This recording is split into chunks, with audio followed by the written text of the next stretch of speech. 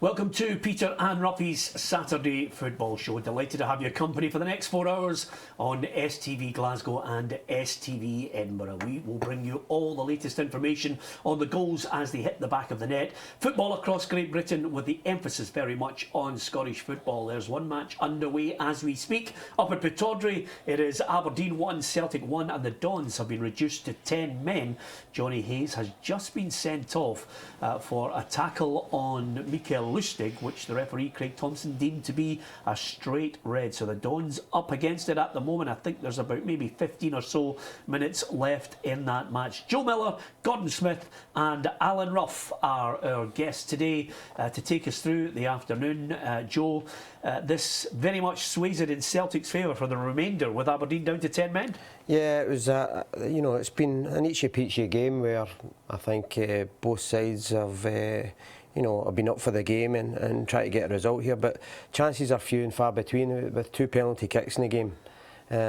So there's not been much chances in the last third of the park from either side. So, but it is a tough match. There's a lot of tackles flying in just now, so it just shows you how determined the two teams are trying to win the game. Yeah, if we're going to talk about those 2 penalties, Gordon, I think the feeling from many is that Considine's a lucky man to stay in the park when Griffiths wins the penalty for Celtic to start it all off. That's right. It was definitely one of those ones you would say, is it a clear goal scoring opportunity? It must be.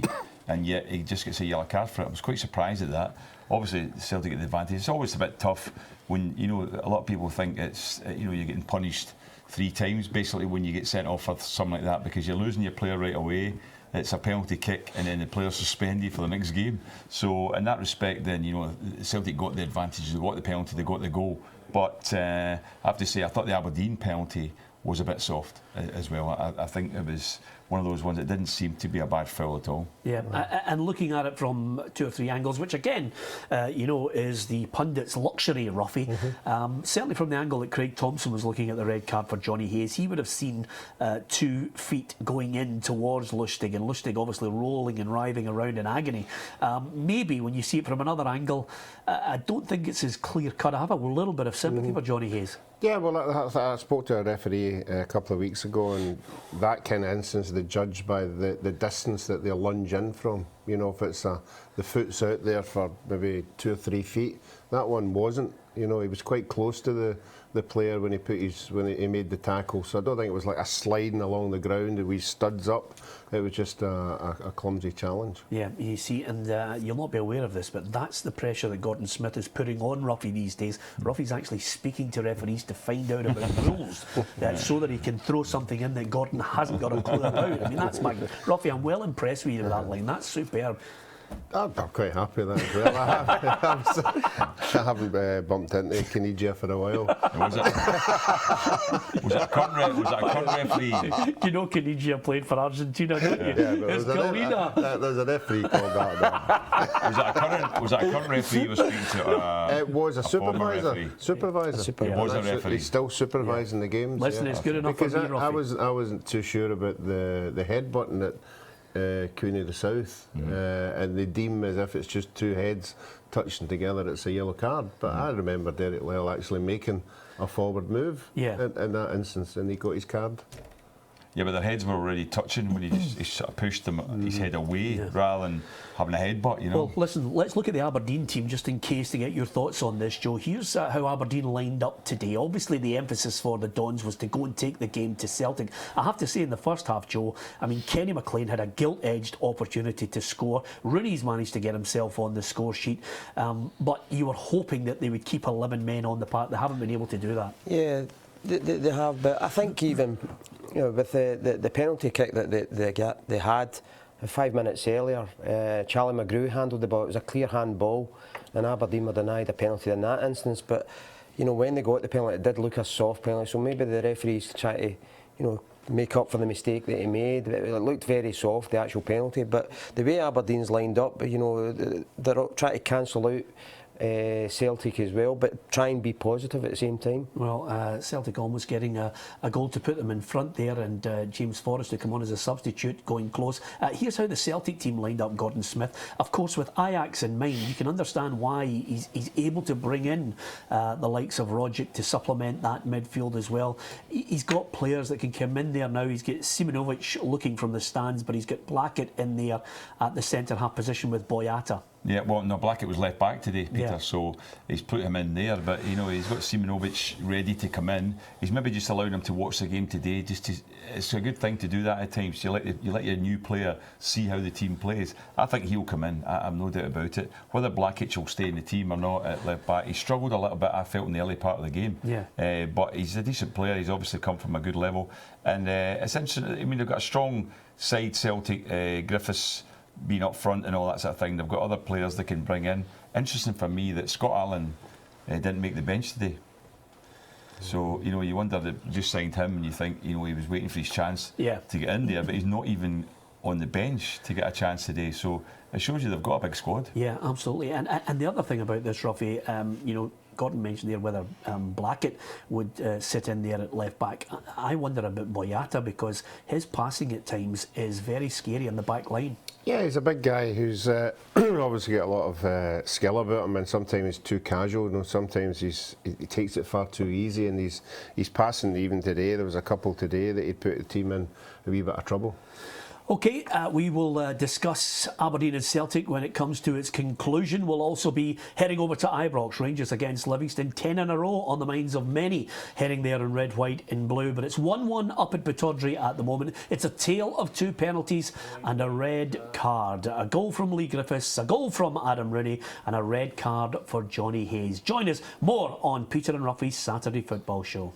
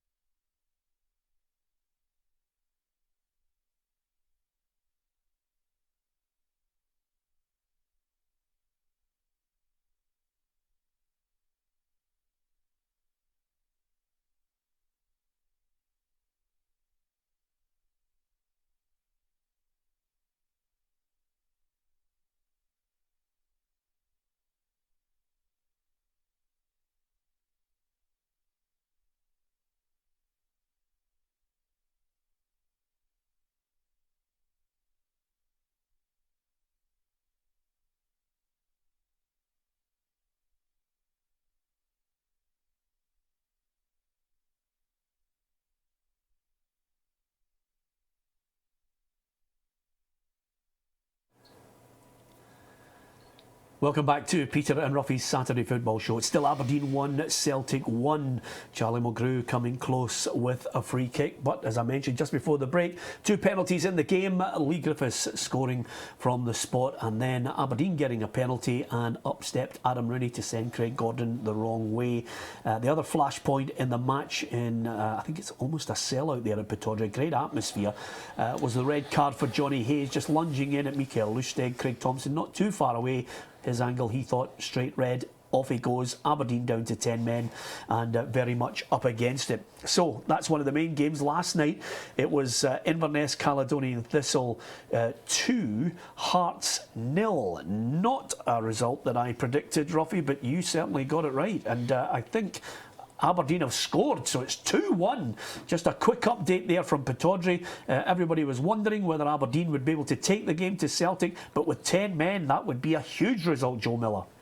Yes, well, it just shows you the team spirit they've got up there. I mean, they've set up to cancel Celtic out, and they've done that. The chances have been few and far between, but you know, I think Aberdeen have got a lift and tried to raise their game after they went a man down. So.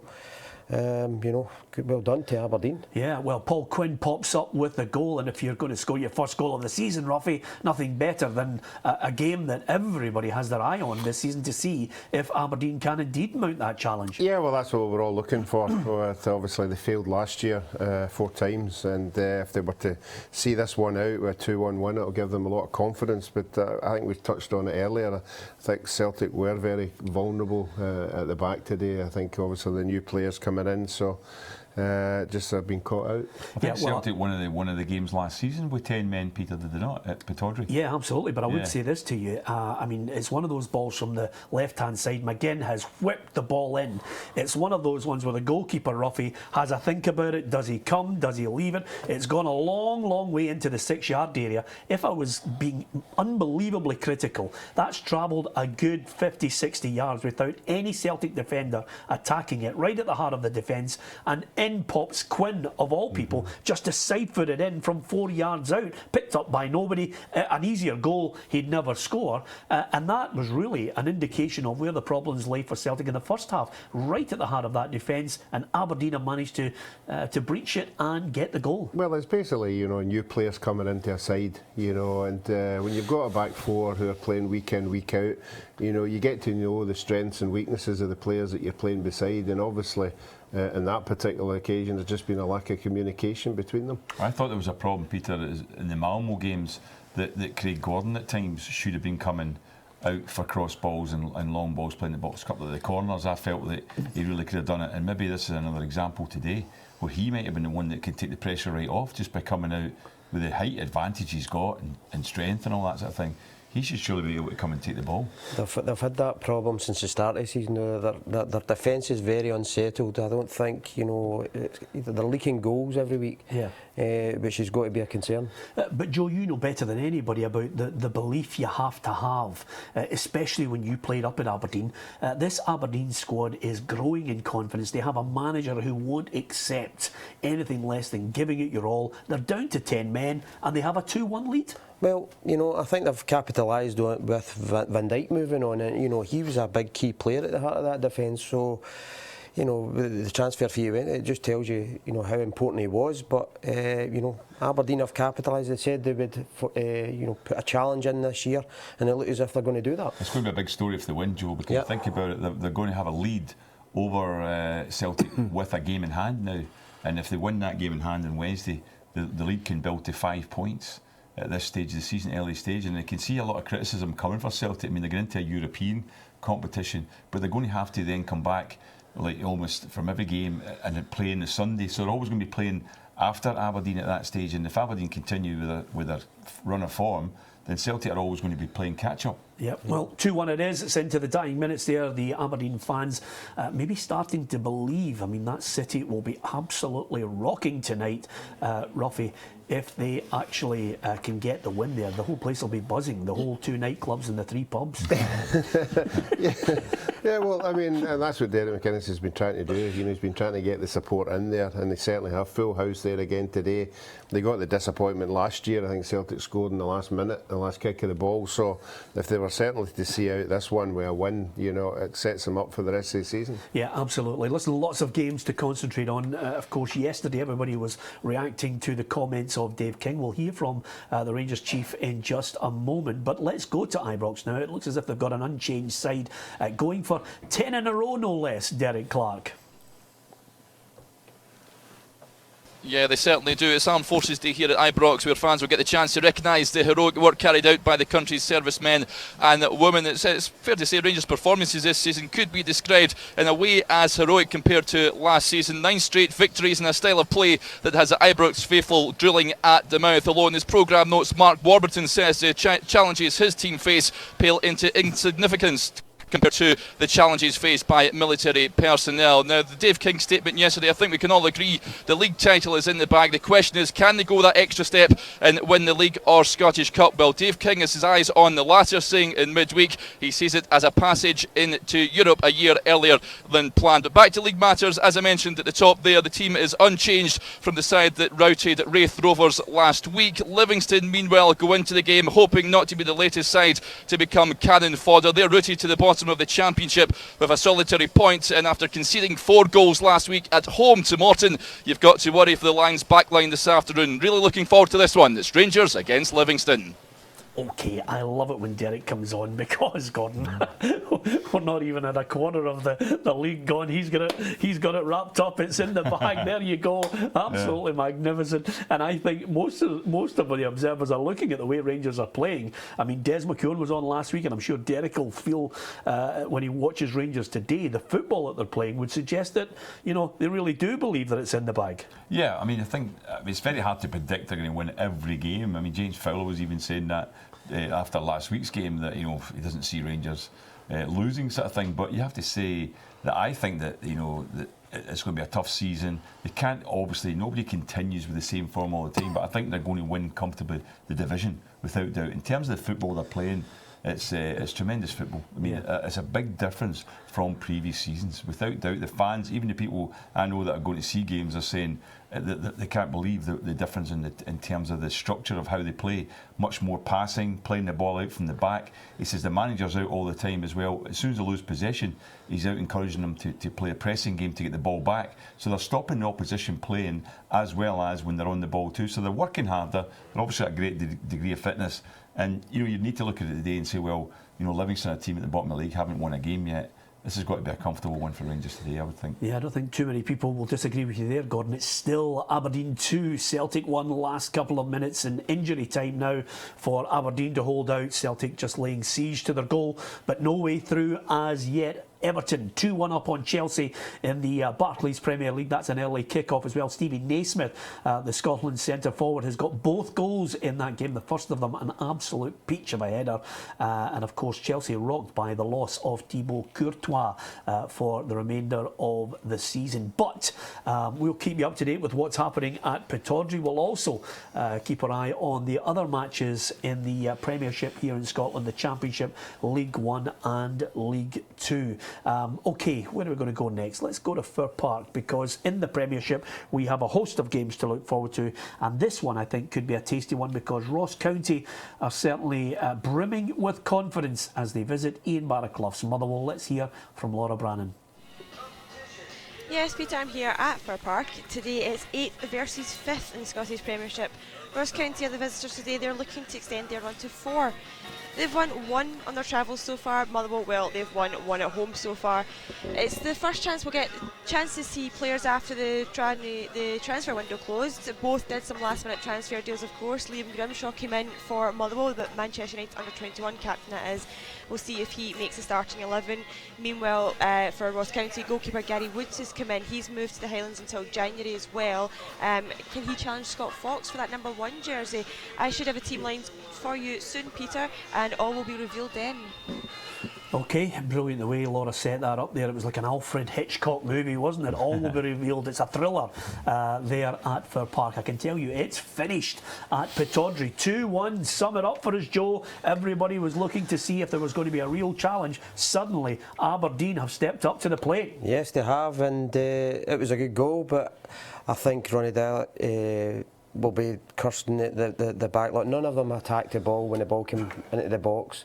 It's in the 6-yard box as well, which you've got to ask questions about Craig Gordon. Should have came for it. The flight of the ball, you know, it was in the air long enough for somebody to go and attack, and even for the goalkeeper to come out. But you know, at Aberdeen, they couldn't have scored a better goal at a crucial time in the match. Yeah, and Lee Griffiths, right at the death, Gordon had a shot. He'd gone past Ward in goal. The goal was there for him, but as soon as he placed it towards the goal, cleared off the line. Yeah, that was obviously a good chance to level the game up. Especially for me, because I had 2 each forecast in that game. But I just thought, I mean, credit to Aberdeen, Peter. I mean, down to 10 men, a really tight game against Celtic, who they've had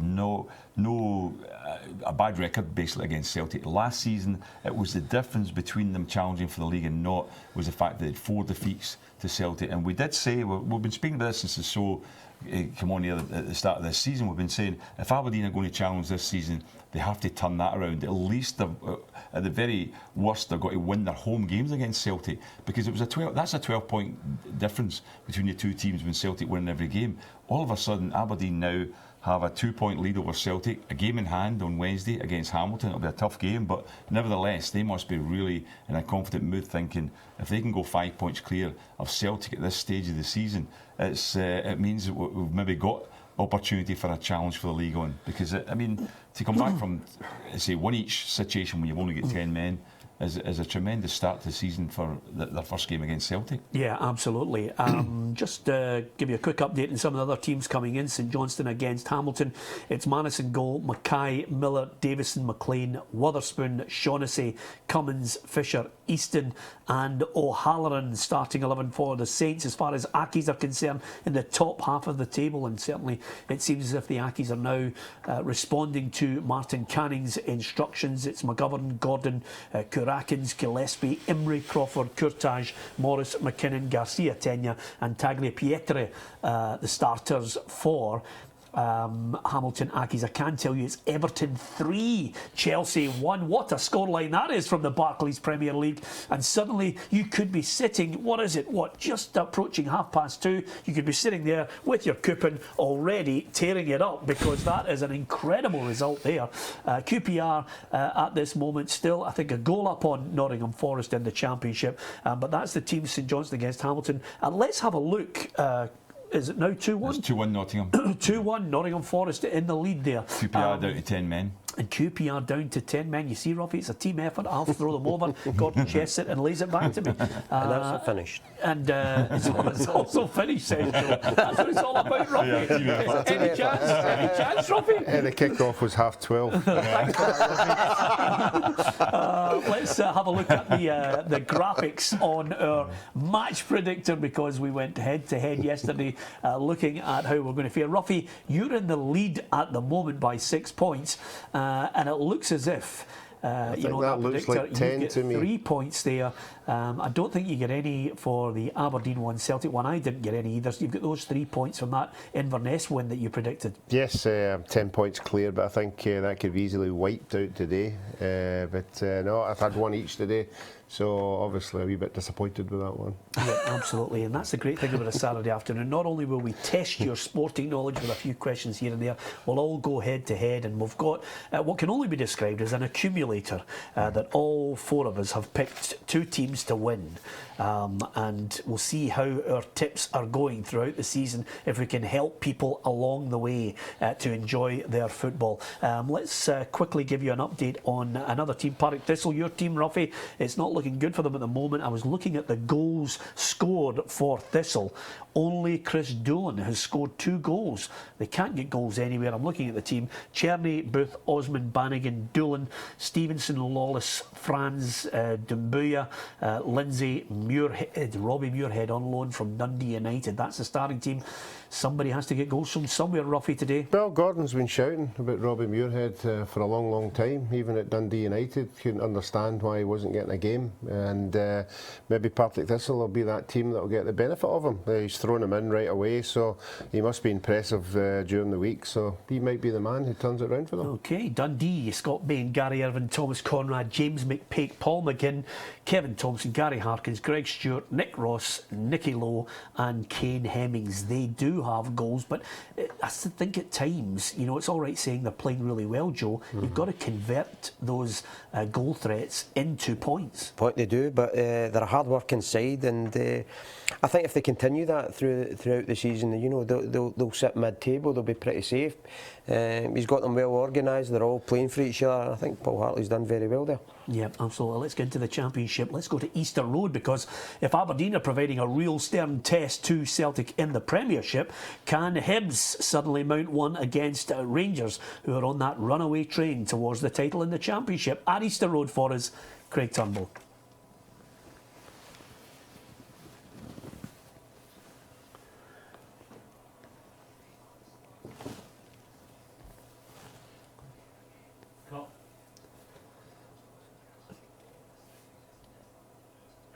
You can't hear him.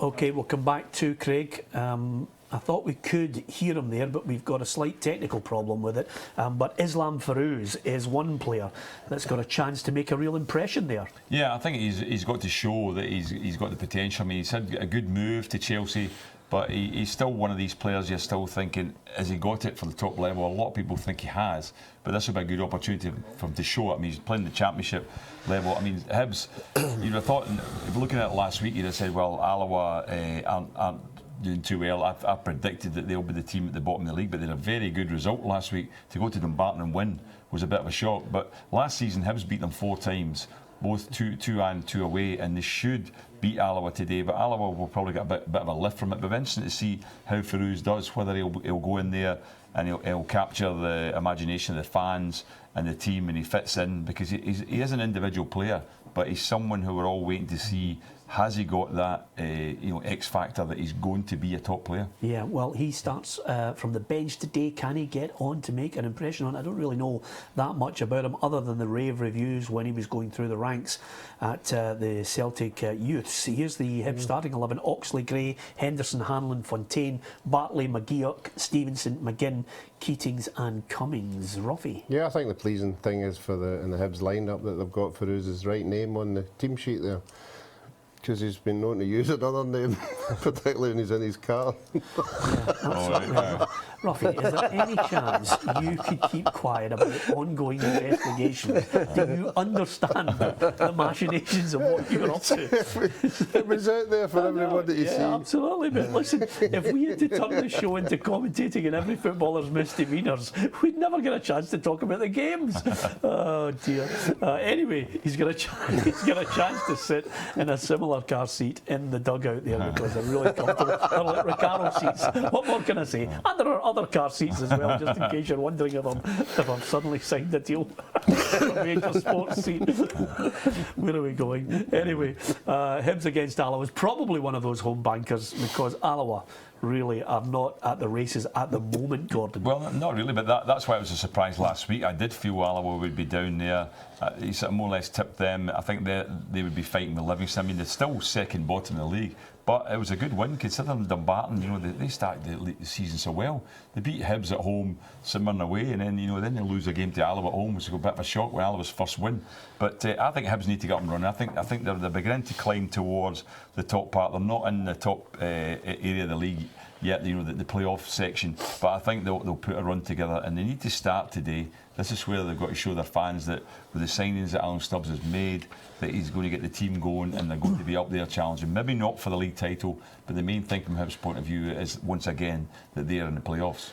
Yeah, you can interact with us this afternoon at Peter and Roughie on Twitter. Give us your thoughts. You can post messages. You certainly don't want to post teams over my face, but you can certainly post messages on the programme as well on our Facebook at facebook.com/Peter and Roughie. And give us your thoughts on your team, how they're performing. Give us your thoughts on that big win today for Aberdeen. It sends a message right across the SPFL. 10 men defeating Celtic by 2-1. Is that just a shot in the arm, Joe, that our division needs? Yes, it is. It's freshening up. We've seen the signs last year that Aberdeen were trying to mount a challenge, so they've continued that form. Celtic have lost key players there, I think Van Dijk leaving the heart of the Celtic defence is a big blow to them, because it's new players in there now, and they're going to take time to gel. But it's all about how Aberdeen, sustain that challenge. Can they do it? I thought last year, that they maybe ran out a bit of steam, and when they were going to Celtic Park, I think when they lost there towards the end of the season, I think that's when they ran out of steam. So, can they continue that throughout the whole season? That's the question. It's a good point you're making, Joe, about the changes. I mean, the rest of the Celtic team seemed pretty secure as what was there last season, but I mean, it's a crucial part of your team, the back four. Mm-hmm. I mean, you think of it, I mean, from the back four that played regularly last season, Denayer, Van Dijk, and left back is Izagiri. Yeah. So you've got 3 out of the 4 not there. Mm-hmm. And you take any team who have got a regular back four and you take away 3 of the players, you don't know whether those other players are going to fit in yet at all. And today, might just be a situation where it gives the manager a bit of a problem, because he's then got another player to bring in, because I've just signed the boy. The type of player you want in there is a leader that's going to control the players in around him. Van Dijk did that, but they don't seem to have that at the moment. Whether a new player that's come in can do that, who knows? And another player that suffers as well is the goalkeeper. The goalkeeper does, that's right. If you've got 2 new centre-halves, and they're chopping and changing all the time, obviously, when was the last time we started questioning Craig Gordon at corners? That's true. Yeah. Nobody's the goal mentioned it all because Van Dijk's been there. The goal that was scored today, the winner for Aberdeen, nobody attacked the ball. It's came into the 6-yard box. I think Craig Gordon's maybe, if Van Dijk was there, he'd have went and headed it. Yeah, with all due respect, Joe, I do not believe for a minute anybody would. I don't know, Roughie. I don't know if they would blame Craig Gordon for losing that goal. That ball travelled 50, 60 yards. I'm not talking about blaming them. All I'm saying is if you change your centre-halves and you've got a centre-half in front of you, you know his strengths, you know his weaknesses, you know if he's going to win headers, and you just stay put. Yeah. And if you've got 2 guys in front of you who are winning everything, you get into the habit of not coming at all. Yeah. So now he's got a new guy there, he doesn't really know should or shouldn't I. And that's the thing is, Peter, for any manager, and Roughie will tell you, when that ball's in the 6-yard box, he's going to look towards the goalkeeper. I would. Yeah. I think right, because even the goal against Malmo was one of the headers was inside the 6-yard box. Absolutely. And as I still say, Craig Gordon's 6'3", 6'4", with his arms in the air, that takes him to about 8 foot something, and if he jumps, what height can you get to? So nobody can compete with that. I know, but with Celtic's zonal marking, there's a lot of bodies in there. And that's where I thought the problem was. He's got to come over to it. If he comes late, all of a sudden the guys in front of him, he says, well, they're not going to win this, I need to come. He's got to come over bodies to get there. Yeah, let me tell you right now, just in case you think to yourself, wow, what an authority on coming for a cross ball Roughie is. He never actually came out for a cross ball in his life. He made a career out of standing behind Gordon McQueen. It was easy. I mean, unbelievable. Did you ever come for a cross ball in your life? Oh, only if I was a chance that I wasn't going to get hurt. His nickname was Dracula. Skip across the I remember Gordon McQueen. I remember when Gordon McQueen got his first cap. We had a wee team talk, and we went out in the training park, and he said to me, Roughie, said, if there's any corners coming in, don't be coming for them. Don't be coming for them, because if I can't header the ball 50 yards, I'm not going to get a game. That's what he said. Is that right? In the first game that we played, it was against Wales, and I was standing in the goal, and Wales got a corner in the first 5 minutes, and John Toshak went to the near post, and Gordon McQueen went and marked them. I couldn't even see half the stand. And the 2 of them standing in front of me. What chance I had to come and get it? Listen, let me tell you the Dundee United side, because I think it's going to be an emotional day up there at Tannadice as well, and I hope everybody certainly just enjoys the memories of Ralph Milne. Prior to the game there'll be a minute's silence, in the 4th minute there'll be a minute's applause, because that's when Ralph Milne scored that wonder goal, a brilliant little left foot chip over the Dundee goalkeeper to send them on their way to 2-1 victory and the league title in 1983.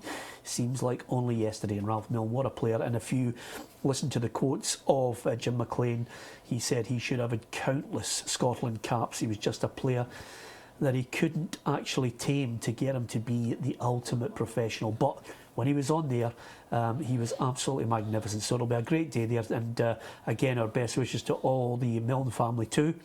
Zvix in goal, Dylan, Morris, Mackay, McGowan, Dow, Durnan, Spittle, Fraser, Cool and Taggart, a much changed Dundee United side.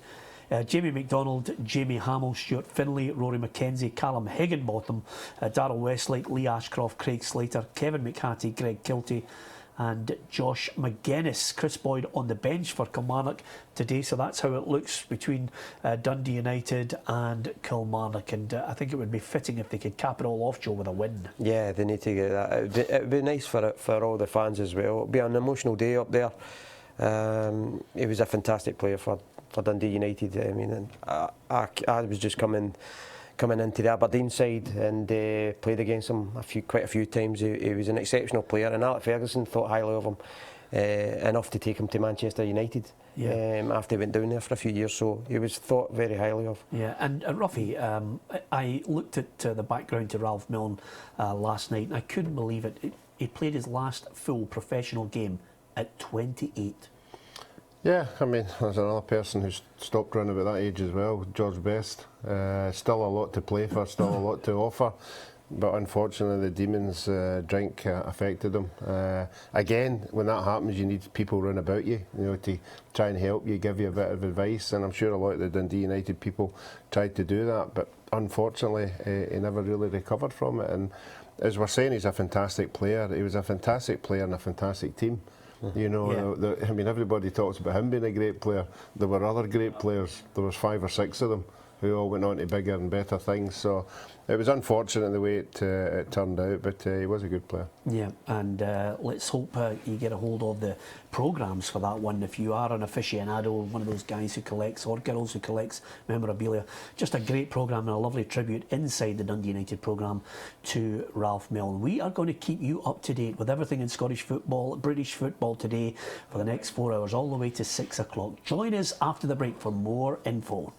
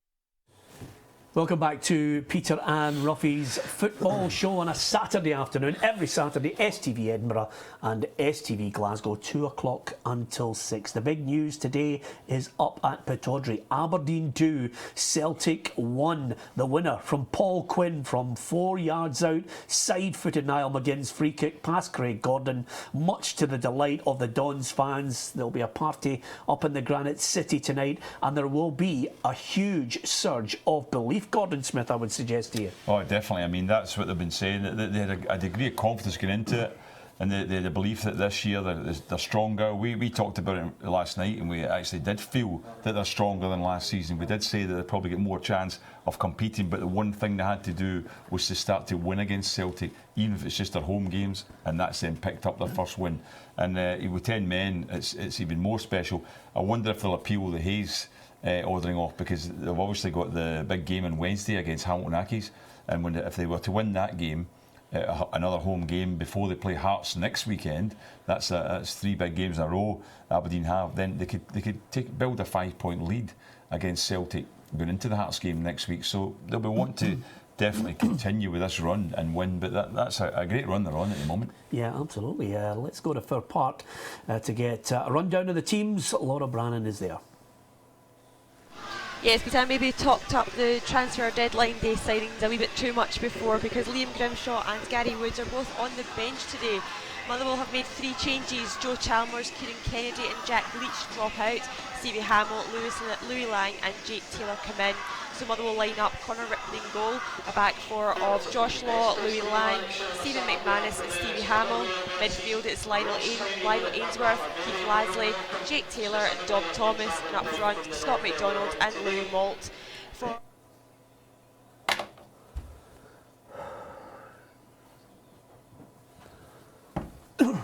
Marcus Fraser on the back, Chris Robertson, Andrew Davis and Jamie McCord. Midfield of Michael Gardine, Jackson Irvin, Jonathan Franks, Rocco Quinn. Sorry, we've and up lost front, the Liam audio Boyce there and on Raphael Motherwell Levita. against Ross County. My apologies for that. We'll try and get back to it as quick as we possibly can. A few technical issues there at Fir Park as well. But nevertheless, both teams are really starting to try and tweak it up now. They've brought their players in. They're looking for that transitional period, and they want the players now to try and settle in. Ross County, I think their players are certainly getting the best of it now from Jim McIntyre's perspective. Yeah, well, I think they're getting the confidence. Obviously, the 2 strikers up front are scoring goals, which is a big thing. We're at a team at Ross County who you might not create that many chances, but when you've got strikers up there who are taking the chances, they'll go down there today with a lot of confidence. When you look at that Motherwell side, you look at the players that are in the side, you wonder why they struggle. You know, because it looks at the back, it looks pretty settled. Midfield looks good, and 2 strikers up front as well. So I mean, I think that there could be goals in that one today. Yeah, absolutely. OK, we've got a predictor among us to try and see how good we are at picking 8 teams that can win today. Roughie, who's your 2? Yeah, well, I wasn't going to tell anybody who the teams were, who were selected until the end, until we tell everybody who's let us down. You know, I think it's better taking it that way. So the 8 teams that were picked out there, if you really fancy the experts here to help you, and if you're fixing a coupon on, the teams that we have picked today are Dundee United to win, Hibs to win, Raith Rovers to win, Morton to win, East Fife to win, Dunfermline to win, St Mirren to win, and Forfar. OK, I must admit, by the time I got to my choice on it, I think you guys had picked most of the players we were looking for on that one. But nevertheless, let's just go to Ibrox now and get Derek Clark's take on the teams that are taking to the field there. Yeah, as we said earlier, Rangers unchanged from the side that beat Raith Rovers 5-0 last week. So in goals it's Wes Fotheringham, a back 4 of Tavernier, Kiernan, Wilson and Wallace, midfield 3 of Zeralem, Halliday and Holt, and attacking 3 of Mackay, Waghorn and Odua. On the bench for the Ibrox side this afternoon, Liam Kelly, Dominic Ball, Nicky Law, Kenny Miller, Fraser Ayre, Dean Shields and Ryan Hardy. There's 3 changes for the visitors from the side that lost 4-2 to Morton last week. So out goes Gibbons, Mullen and Gordon. In comes Faria, Pittman and Sives. So they line up Jameson in goals, a back four of Millen, Gallagher, Sives and Longridge, midfield five of Hippolyte, Pittman, Cole, Faria and Glenn, and up top on his own Liam Buchanan. On the bench for the Lions this afternoon, Gold, White, Mullen, Neil, Gibbons, Georgiou and Sheeran. The referee for this one, Greg Aitken. Okay, thank you to Derek Clark for his thoughts on that match. Other results that I must tell you about, it was QPR 1, Nottingham Forest 2 in that match finished. Everton 3, Chelsea 1. Joe, what a result that is for Roberto Martinez. It isn't half. I think it's ever since Mourinho signed his new contract, he's not got a result, and it seems like that sort of curse happens at times. But you know, Everton going about their business, and you know, and Stephen A. Smith grabbing 2 goals, fantastic. Great result for them. Yeah, absolutely. Fantastic. Listen, we like to give you the odd quiz question. I mentioned Ralph Milne just before the last break, and I thought I'd just give you a question just to test your knowledge. Which team did Ralph Milne score his first goal for Dundee United against? If you think you know the answer, at Peter and Roughie on Twitter. Just a little quiz question to test your knowledge, and you can also go on Peter and Roughie at facebook.com/Peter and Roughie. The Dundee United fans will be out there wearing as much tangerine as they possibly can, and I'm sure there'll be a few retro shirts with the number 8. I can still see Ralph Milne going past players for fun. Today's an emotional one, 54 years of age and sadly passed away. So Dundee United against Kilmarnock, I think they'll all be hoping, so many of the Arab fans up there at Tannadice, that they can just finish off with a win. There's lots more to come in the show today. We'll be keeping you up to date with all the goals as they hit the back of the net, north and south of the border.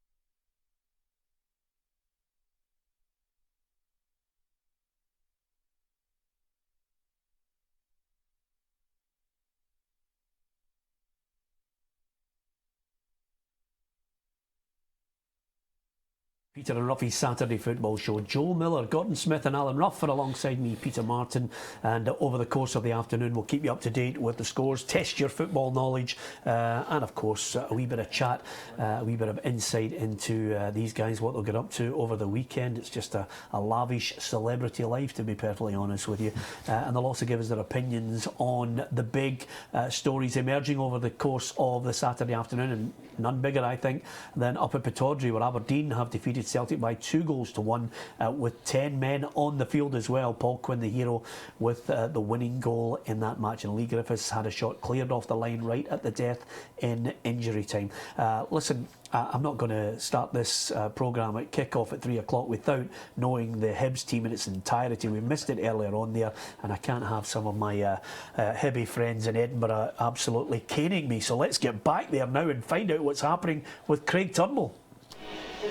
Yes, thanks Peter. Hibs hoping to pick up from where he left off before the international break. They make no changes from that side to beat Raith Rovers 2-0, so they start with Oxley in goal, a back four of Gray, Hanlon, Fontaine and Stevenson. In midfield, McGinn, Bartley and McGeoch and Henderson, with Keatings and Cummings up front. The news is that Islam Farouz, the new signing, is on the bench, while Onrianyi and Adam Eckersley, both new signings, are not even on the substitute bench here. They go with Riguero, Malonga, Boyle, Farouz, as I said, McGregor, Carmichael and Scott Martin. Well, Alloa, they managed to stop the rot against Dumbarton last week. They won 2-0. They make one change. In comes Stephen Harrington and out goes Williams. So they go with David Crawford in goal, a back four of McCausland, Hill, Marr and Hamilton, O'Brien and holding midfield with Heatherton, McManus, Holmes, Robbie Crawford and Chopra up front. And an interesting stat, Peter, is that both goalkeepers scored in last season, and they're both make the start today. So looking forward to this one here. The referee for the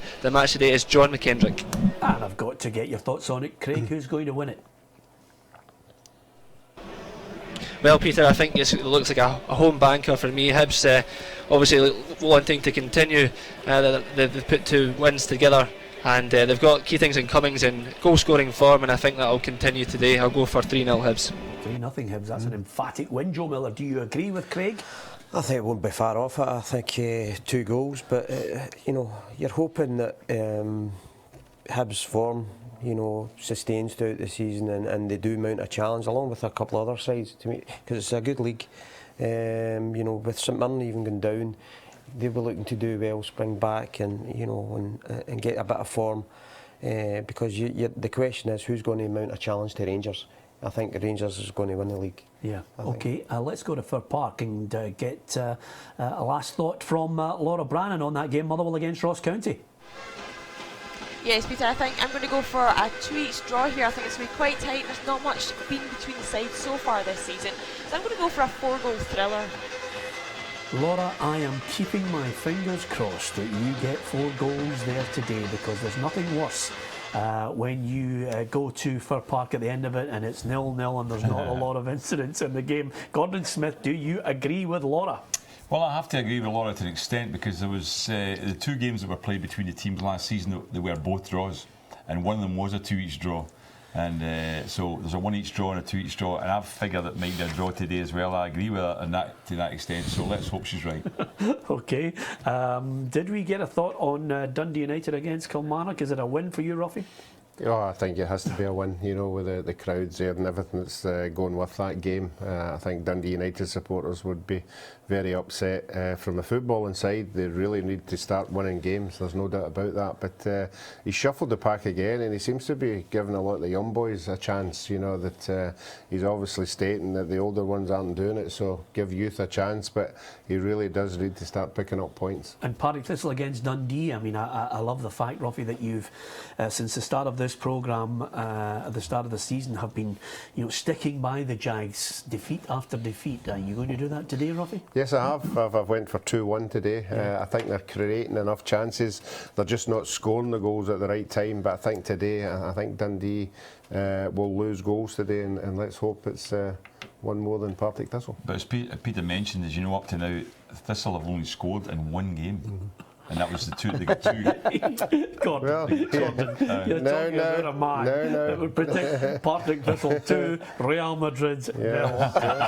And there was a few wee sniggers last night about Hearts and Inverness. You got that right. So just watch yourselves. Oh, you did, just be careful. Just be careful. I mean, the other one would be an interesting thing. You know, it would be a bit of a factor. I mean, Roughie's already mentioned it. If the lad Muirhead was to say score the winner for Partick today, and Dundee United don't win against Kilmarnock, a few Dundee United fans will be saying, "Why have you let that boy go and play at Partick Thistle? Well, you didn't give him a chance." That's the joy of it all, because obviously Stevie Naismith scored a hat-trick for Everton, and I'm sure there are some people saying you should have thrown him on against Germany. I mean, that's the great thing. Hindsight, it's just wonderful to look back, you know, with authority and make these statements, Joe. But at the end of the day, managers go on their gut feeling. They see them in training every day. They know whether they've got that threat at the level that they're looking for. Yeah, a manager picks a side and he's got to be confident in the players that he's picked, because he watches them in training, and you know, I think quite a lot. It's okay for Scottish fans and pundits to say, "Oh, I should have played this one, should have played that one," but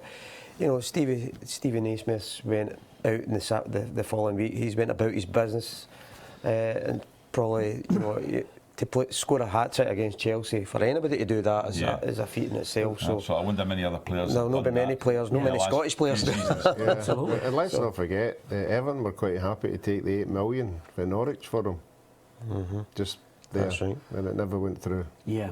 Well, Well, happy to take it. I thought they knocked it back. No, I think they were happy to take it. think Stephen so? Naismith didn't want to go. yeah. Well, it is a difficult road to get down to Norwich, to get back up home as well. I have to say, I've actually travelled down there on more than a few occasions. But he scored the hat-trick, and I think he will be, if he's not a definite starter next week, I think you just chap the manager's door and say, "What's the score, Roberto?"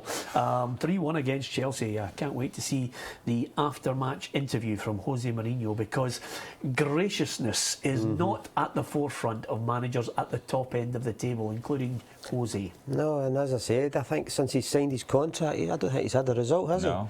Hardly win a game. He's not won a game, but Yeah. you know, sometimes that curse goes. Managers pick up awards, manager of the month and these kind of things, and then the following week they get beat. He's even coming out in the paper saying, "I won't be sacked and I won't leave." Yeah, but Can't sack him, the money's up to pay him, that's for sure. Wouldn't like to lay him off at this point after that new deal.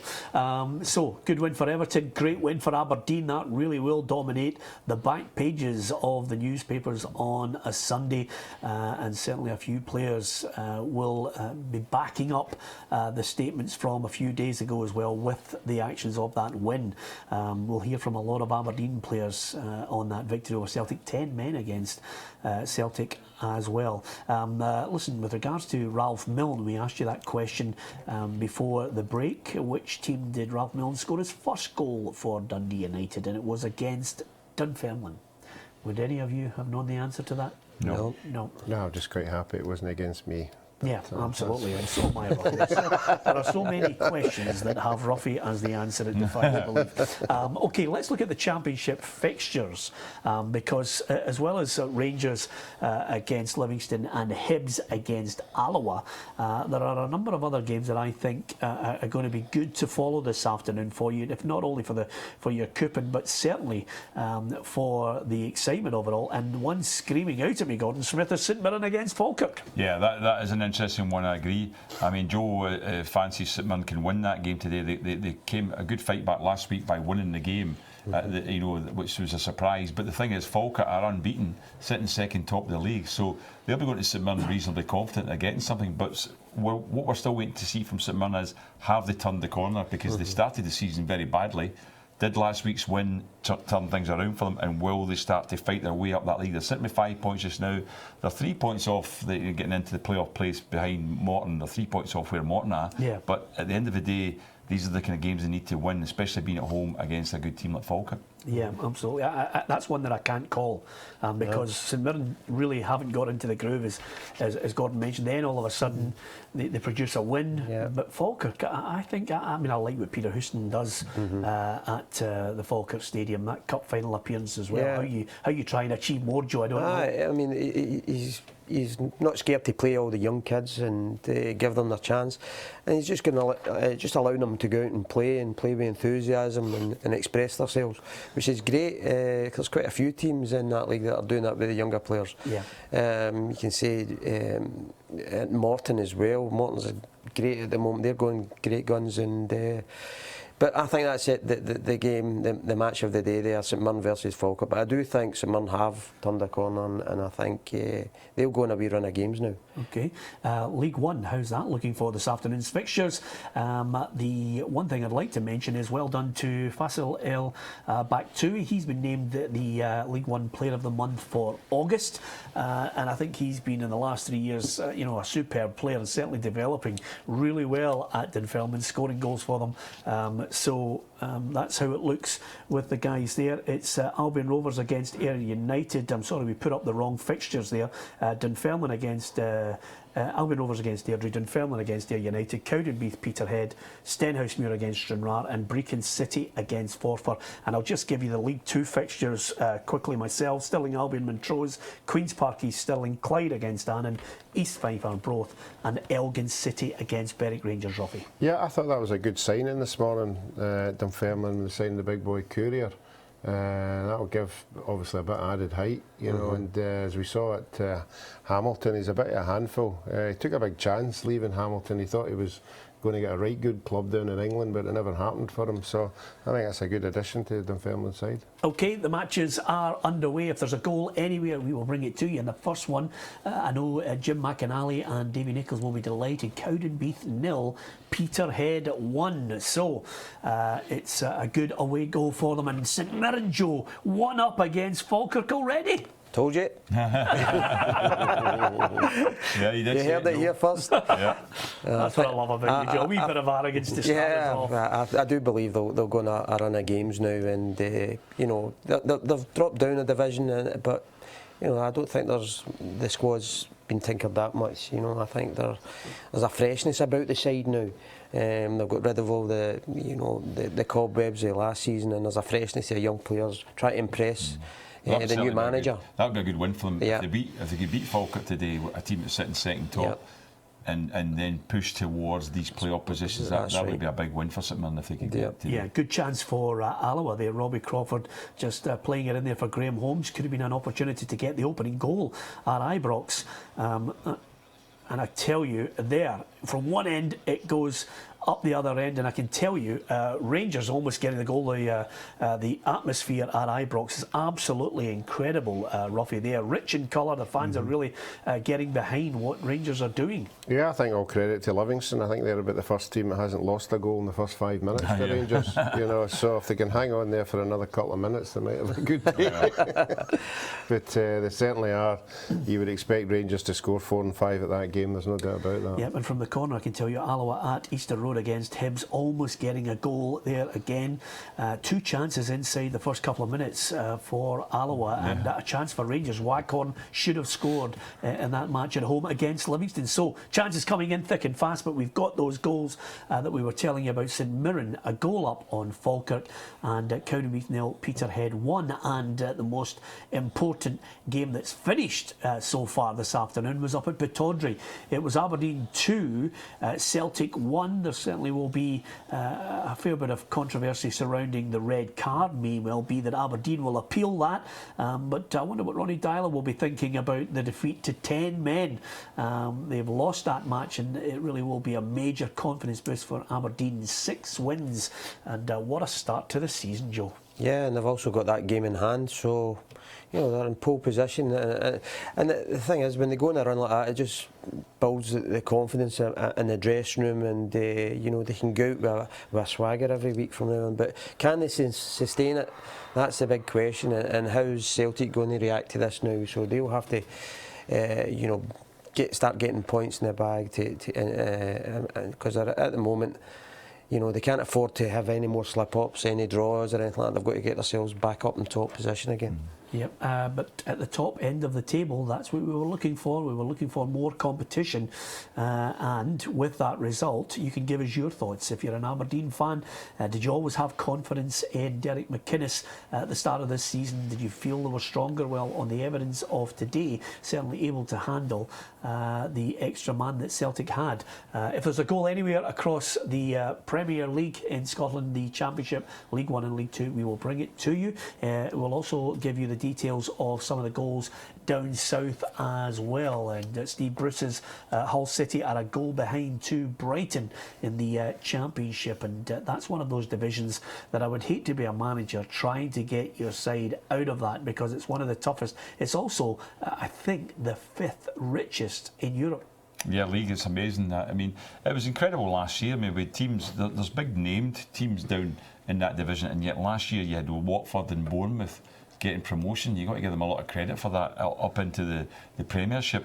And my old team Brighton this year, I mean, they've been down in lower divisions for quite some time now, but they're having a good run at the moment, and that's a good early start for them. They are winning games. They've got great support down there. The stadium is really good as well. It's a new stadium they built a few years back, and you know, they say they're on a great run. Yeah, what did you make of Robbie Nielsen's comments last night? I thought they were interesting, Roughie, after the game against Inverness, where they lost it by 2-0. He said, you know, you can't play at 60 to 70% in this division. We could win games in the Championship at 60 and 70% of our best, but not in this division. That's an interesting one, obviously, when we're trying to look at the comparisons, if Rangers should come up. Yeah, but the thing about it is, you know, Hearts have been coasting there. You know, they've been winning games. The players are in a comfort zone. They're getting into most games thinking they're just going to pick up the points, and then all of a sudden, you really have to put in a shift. You know, when you go behind, you know, you're looking for a different kind of reaction. It's easy to play when you're winning, you know, but when you're going to come from behind, there's a wee bit of pressure on you, and he'll notice that there are some players there who maybe really do need to step up a gear, you know, when that kind of thing happens. That sounds like something he's maybe been saying to the players in the after-match team talk as well. Yeah. You just don't think it's like the Championship where you can play badly and just put in an effort and you'll get the win because you get your better players. In this league, you're going to have to go full out and play a bit better than that. I'm sure he said that to the players before he said it to the press. This is a reality check, going up a division into the top division, and you know, it's came early for them, and the players need to realise. So it's a learning curve for everybody at the club. They know they're going to lose games coming up against better opposition, so the honeymoon period's over. They've got to knuckle down, and I think that's what he means. We need to be pressing and playing at a tempo at 80 to 90% every week, so he needs better than what he's getting just now if he's going to get, you know, get a mid-table position at the end of the season. And significantly after the game, John Hughes highlighted the contribution of Ryan Christie. He felt as if the Celtic player who's back on loan at Inverness was the difference in the second half to drive them on to victory, Roughie. Yeah, he's a big player, there's no doubt about that. I mean, when he came on the scene, you know, I think we didn't know anything about him at all. He was pitched in, and right at that game, I think it was at Motherwell, we all identified him right away as a right good young player, and he's just come on leaps and bounds every season. You know, he's got better and better. Obviously, that's why Celtic have taken him. But yeah, when you get a player like that, a young player like that with a lot of confidence, he can. You know, everybody else looks round about and sees the shift that he's putting in, and it can lift some players. Goal for Clyde Bolashevicki, scoring the goal. So glad I had to say that, Roughie, and not you. But he gets the goal for Clyde, and I just get the feeling, having Barry on the show the other week there, I get the feeling he's confident they can be in the mix show this time around. I'm sure he will, because he'll probably look at the teams round about him and think, you know, I've probably got a better selection of players than the other teams. You know, they can come to Clyde, it's in the central belt, and we'll do well there. You know, I think, you know, with his experience and the players that he's trying to bring in and add a freshness to the club, you know, he's always going to build it year in, year out. So he's going to add a freshness all the time, but I think he'll do well there. Billy Mackay has a shot straight into the arms of Jamie McDonald. That was an opening chance there for Dundee United to take the lead in that game up there at Tannadice. Good showing from the United fans out there, just remembering Ralph Milne, but hoping that the team can go from strength to strength. And also, we'll keep you up to date with Albion Rovers 0, Airdrieonians 1. And that's the good thing about a Saturday afternoon, Gordon. In the lower leagues, I think it's more difficult to call games on a week-to-week basis, albeit we have a Rangers that you would expect to win the majority of their games, and suddenly a Dunfermline because they're full-time. But the other clubs, it's a case of sometimes it can be an erratic performance. Yeah, that's exactly right. Sometimes, I mean, I saw Airdrie against Rangers, and albeit Rangers were at the start of that little run where they scored 5 each game, but Airdrie didn't play well at all. But they've won their game since, and I think that, you know, that's a good start for them.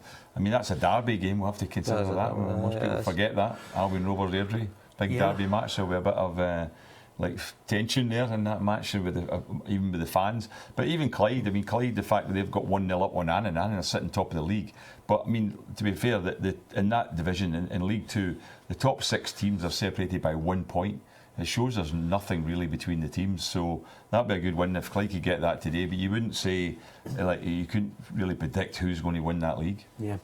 Usually when you have just one team from a particular town, you have a massive support there. I don't think we can say that about Coatbridge for Albion Rovers. But nevertheless, you've put it down as a derby. I'm sure people will back you on that. Certainly closer than the derby that Roughie suggested a couple of weeks ago, Gordon. It was Stranraer? Stranraer, yeah, absolutely. Was it Stranraer? Was it Queenshead? Was it? It was a fair distance away, roughly, as far as an Ayrshire derby. Stranraer. Well, maybe what I should have said, there's a big rivalry between the two of them. You know, it's quite a needle game between the two of them. Yeah. OK, we'll take that from you, Roughie. Listen, Ronnie Dyler has come out and said we have to stop conceding goals from set pieces. Now, it's nice saying that, but I wonder what the Ajax scout will have made of it all, Joe. He was sitting in the stand and he was just basically going... And I'm almost certain, I don't know, I can't speak fluent Dutch, but I'm almost certain he's just written down, let's just cross the ball into the middle because the centre halves haven't actually gelled yet. Yeah, they haven't, and nobody seems to be losing goals like that, and I think it's coming down to this zonal marking that they're trying to do. I don't think there's nobody attacking the ball. I mean, even if you've got zonal marking, I think it's even fair to maybe even pitch in a centre half that's saying, right, OK, take him out of the equation, just you go and attack the ball. It means that, go through the player, go through the opposition as well, and just get your head on it. That was the old-fashioned way of doing it, but this zonal marking just doesn't seem to be working for the Celtic defence. It was really evident today. In one time, I think it was Constantine got a header in, and the zonal marking, they had 2 at the front area, they had 1 behind them, and another 1 and 2 at the back, and there was no Aberdeen players anywhere near the Celtic players. They were all having first run, and the thing about the zonal marking is when it goes over the first 2, that next guy has got to react, and he wasn't reacting, and Rooney and Constantine were all getting a free run on 1 player, and the corner kick, whether Derek McInnes had done his homework, had taken out the whole of the zonal marking. But I think the explanation you need to even make for this goal, what made this goal very bad is the fact that it wasn't as if it was a header. And 6 yards out, a player has side-footed the ball in from 4 yards. I think that's shocking. Defending and marking. I think they're forgetting that when the zonal marking is all about when the ball comes into your area, you attack it. But it seems to be everybody just watching it, and it goes into an area, and the opposition seem to nick a goal. Yeah, I think it's an abdication of responsibility. That's what a number of professional footballers have told me about zonal marking. I'm like Joe. I never told you that. I preferred, as Joe said there, before the game, you're picking up him, you're picking up him, you're picking up him. So you knew exactly afterwards, if somebody hadn't picked up. Who you can blame. Yeah, you come in the dressing room and there's no big fighting and arguing. If the guy's honest enough, he holds his hand up and says, that was my man. That's exactly right. And that's it sorted. We don't have the players like, say, McLeish and Mick McCarthy's and Paul, Richard Goffs, where they would virtually go and attack the ball all the time and just go through everybody, go through the whole defence.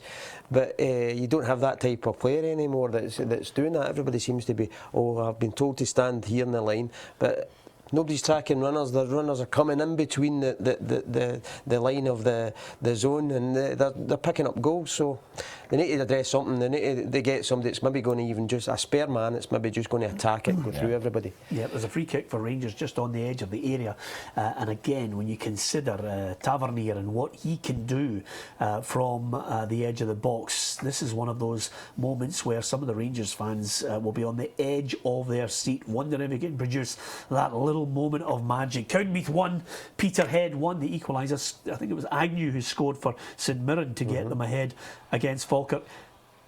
And I can tell you, it's a thunderbolt right into the back of the net. Lee Wallace, Davison, nothing, he just couldn't do anything about it. What a strike. Look at the replay. It's like a rocket, Roughie. That's incredible. Yeah, it's amazing. You know, you get two full-backs, top goal scorers at a club. I've never seen anything like that in my life before. But again, Lee Wallace has come on leaps and bounds with a new manager who's there. He's not now the main man in the side. There's the other players who have come in, have stolen his thunder, and he's loving it. You know, how many goals? I don't know. Many goals is that? I'll tell you, it's 5 or 4 6 for Wallace, and it's actually, I'm just checking, it looks as if it's 6 for Tavernier, 4 for Wallace. That's incredible. 10 goals from your fullbacks, Gordon Smith. It's unbelievable that. I mean, the fans must have been booing. 17 minutes before they scored.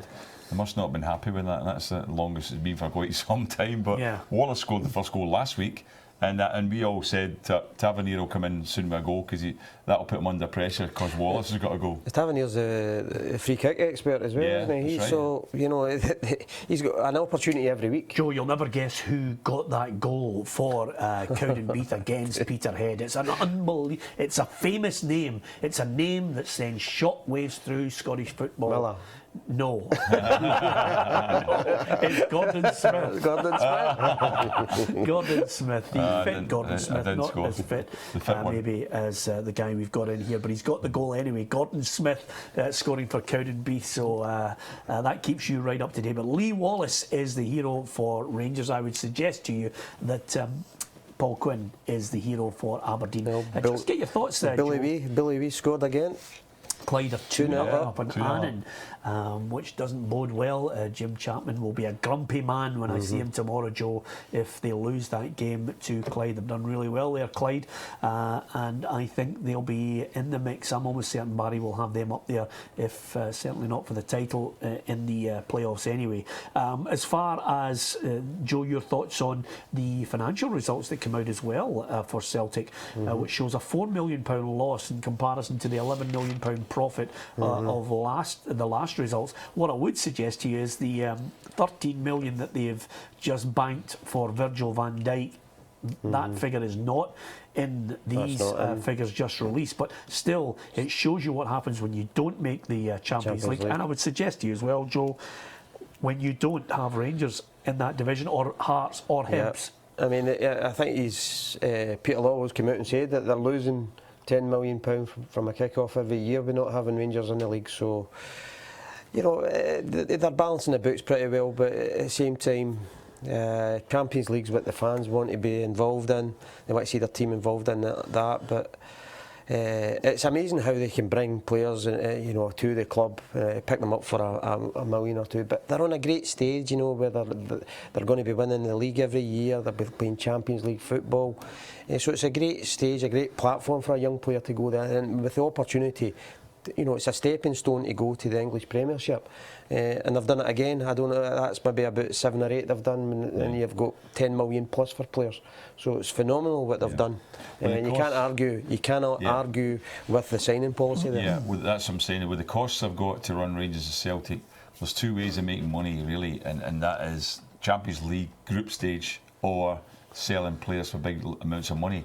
And I remember even looking at the Rangers figures before Rangers had all the problems. They had 2 years of making a profit of, I think it was £3 million and £4 million, and those 2 years were both, that came about because of Champions League group stage football. They weren't selling players on for big money, but that's made a big difference. Now Celtic would be very, very profitable if Ronnie Dyler had managed to get them in the Champions League last season and this season. even the fact they sold Van Dijk, they would have a lot of money there. I mean, the last year would have been a profit. I mean, it is a loss, but it would have been a profit if they'd been in the Champions League group stage. Yeah, well, I'll flip that and say to you, okay, Dave King comes out yesterday and mentions that he thinks Mark Warburton will want 4, maybe 5 players for next season, and he thinks there's possibly a Scottish Cup and European football next season and a chance to challenge Celtic. Is that feasible in your mind? But it depends on the players he gets. I mean, it depends if the team strengthens and they continue to play the way they're playing and they look good. As I said before, we'll see the first stage of this in a few weeks' time, Peter, when Rangers get St Johnstone in the cup. That'll be a test to see whether Rangers are improving and they are Champions League status. Then we need to know whether they're Premier League status, Premiership status. Yeah. Then we need to know if they go in there, whether they're going to be just an ordinary team, or whether they're going to be a top side, or whether they are going to be a Championship competing side with Aberdeen and Celtic as they are at the moment. And it would depend on the players that are brought in. Yeah, I can tell you the goal, it was an OG, Michael Dunlop scoring an OG, which puts Airdrie in a comfortable position already in that match against Albion Rovers. Albion Rovers 0, Airdrie 2. That's keeping you up to date. Preston 0, Derby 1 in the Championship as well. Birmingham City are also involved in action too, lads, and it's Birmingham City 2. And I did have that score there, but I missed it completely. They were 2-0 up, Birmingham City. I'll get back to that one for you in the Championship as well. So many scores coming in. I'm just trying to keep everybody up to date, Roughie, with Gus what's happening. McPherson's team have went 2-0 up, which will be good for them. But they lost a couple of games there, but 2-0 at home against East Stirling. It's a good one for Gus. Yep, and it's a big week, of course, for Celtic. They'll be away to Ajax on Thursday night in the Europa League. Can I suggest to you right now, Joe, that suddenly with the big games coming fast and furious, the defeat to Aberdeen in the Europa League, suddenly, this could be one of the most stressful for Ronnie Deila in realising what it's all about. It's his team, they're performing, they're the champions. People are adamant there's going to be a real test from Aberdeen this season, and suddenly you've got the Europa League, which after all is second best to Celtic. Well, it was a big surprise coming to the club, and he says, judge me after a year. And I think that's what everybody's doing now. Taking over, I mean, I think it's a dream for any young manager to get an opportunity to manage a club like Celtic. He's a young manager, he's learning. That inexperience goes along with the job, with him being so young, but he can learn from this, and he's got an opportunity to pit his wits against some of the top clubs across Europe, and this is what he'll be judged upon. But the fans, they're a wee bit more demanding. They want to see results. They want to see their team getting into the latter stages of the Champions League, and it's going to be difficult for him. But as you said, he's picked it. This is his side now, so we've got to judge him on that. And the way things are going just now with them leaking goals, you need to shore up that defence. I can tell you Chris Duggan scored that second goal for Queen's Park. They're now 2-0 up in East Stirling, and it's St Johnstone who've taken the lead in that match at McDermott Park. They're a goal up on Hamilton Accies. So keeping you right up to date with all the action, any goal that hits the back of the net. And also Dunfermline losing at home to Ayr, a team who are chasing them at the moment, so that's a bit of a surprise as well. I'll tell you, the form they're in. Ian McCall has done well there. He has. I can tell you, Waghorn has claimed for a penalty for Rangers, and big shouts there. He's looking at the referee, but the referee says no, play on, Rangers still have that lead. And I can tell you, there's another claim for a penalty in the last 10 seconds. Roughie, they've had two, and the referee said no. And as you can imagine, the referee's getting absolute pelters from 99% of the crowd there at Ibrox. Yeah, and you would expect that. Gordon, I think we touched on this, and Joe, obviously at Celtic as well. Spoke to referees about being influenced by a 50,000 crowd. If there's one penalty shout and you don't give it, you would think the next penalty shout you'd be a wee bit dodgy on whether you do it. So, but it's a hard one for the referees, when they've got that many crowds all shouting at the same time for the penalty. We've had 3 regular St Johnstone guests on this programme, Roughie, over the last couple of seasons. One of them has scored today for the Saints. Can you hazard a wee guess? Liam Craig. Oh, that's magnificent. That's honestly, do you know what it's like? It's like the Tomorrow People. You remember that from the 70s? It's telepathy now. I'm just looking at him. He looked at me, and there was some kind of chemistry there. Liam Craig it is. Yeah, I saw it on my pad. Okay, no real. And by the way, and it's not only that, do you know who get the next goal, Roughie? It's 2-0. St John's are up 2-0 against Hamilton. Unbelievable. And knowing that Roughie's pad is actually first generation, we'll tell you midway after 4 o'clock who scored that second St Johnstone goal. So they're 2-0 up. Well, they're up against it now. I can tell you Matt Flynn's got one back for Annan, so they're making a battle of it against Clyde. 2-1 in that game as well. Goals flying in across the country. Aberdeen defeating Celtic by 2-1 as well. St Johnstone, I mentioned 2-0 up. Tommy Wright was speaking this week, Joe, mentioning the fact that he doesn't like the transfer window. You know, at times it's difficult for managers in his predicament. Sometimes it's a non-event. I mean, they want to see, you know, supporters at every football club want to see some transfer activity, but you know, it's difficult for any other club outside the big top clubs in England, and it's the only one that people take notice of. But you know, it's always good business if a lower league team can maybe pick up a bargain, maybe a loan player from somewhere. Here's what I would like to see happen, Joe. I'd like to see them shut the window August 1st. August 1st. No manager likes it. I mean, Louis van Gaal was very vocal yesterday about what it does. It destabilises players before you're actually getting to the start of the season. The season starts, suddenly you're in a situation where you think you're going to lose a player. Absolutely, I agree totally with you. I was never in favour of the transfer window at all. There used to be one in the old days. I think it was around about March. There was a transfer window. You couldn't bring MD in after a certain time in March. So that you had to, if you wanted to get a signing for a little bit of pressure at the end of the season, if you go for a promotion or a cup or something like that, you had to get the player in then. But I disagree totally with the one now that's in both of them, actually, the August one and the January one. I think it's a waste of time, and all it does is give all the publicity to the big clubs as well. The smaller clubs who would normally get, maybe if they could bring in a player in October, just sign somebody in, get a little bit of publicity for it, they're ignored totally. It's all, everything was about England, wasn't it?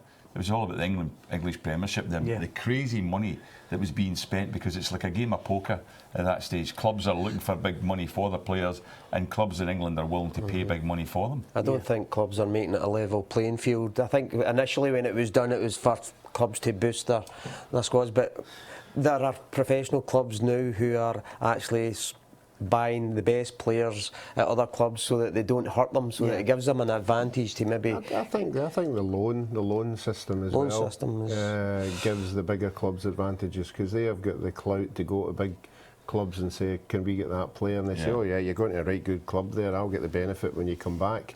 So they're getting a big advantage over the teams who won't get anybody at all. Would you limit it, Roughie?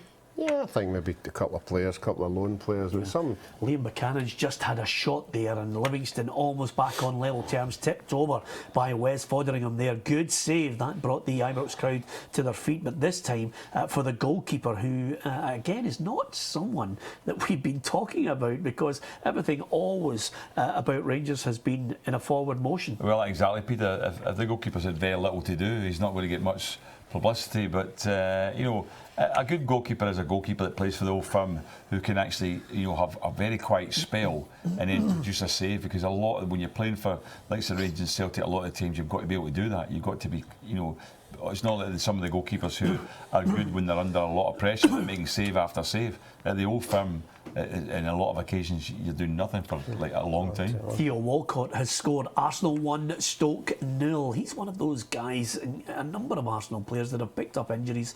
I think you never really see the full potential of Walcott. He burst onto the scene when he signed for Arsenal from Southampton, and you thought he was just going to go on a run, be a sensational player, pace, but injuries again have curtailed what he should be achieving, Joe. That's the thing. I think it seems to be always players that have got pace, and he's got it in abundance. I mean, he's frighteningly quick, but it seems to be whenever he gets into the side, something upsets him. You know, you always find that out with players who have got pace, and You know, maybe they're stretching, overstretching too far at times and pulling hamstrings and things like that. And they just seem to last, particularly with the younger players. Jesus Garcia Tenya almost getting a goal back there for Hamilton, just past the post, Roughie.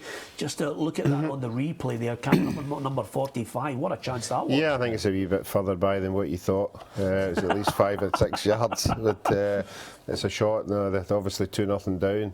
And again, it's a defender coming up with a shot, so you would expect, you know, I quite like the boy of Hamilton, the boy up front they've got on loan, the boy Morris. Yes, Callum Wallace, he looked pretty sharp. So again, you know, I'm talking about smaller teams can't get a lone player, but they certainly have, and it's all about contacts. Connor McLaren scoring for Elgin in that match against Berwick. Goals going in across the country, Premiership in Scotland, Championship, League 1, League 2, and of course we'll keep you up to date with the goals down south as well. Theo Walcott giving Arsenal the lead against Stoke City. Everton defeating Chelsea earlier on by 3-1. Nottingham Forest getting an away win by 2-1 against Queen's Park Rangers.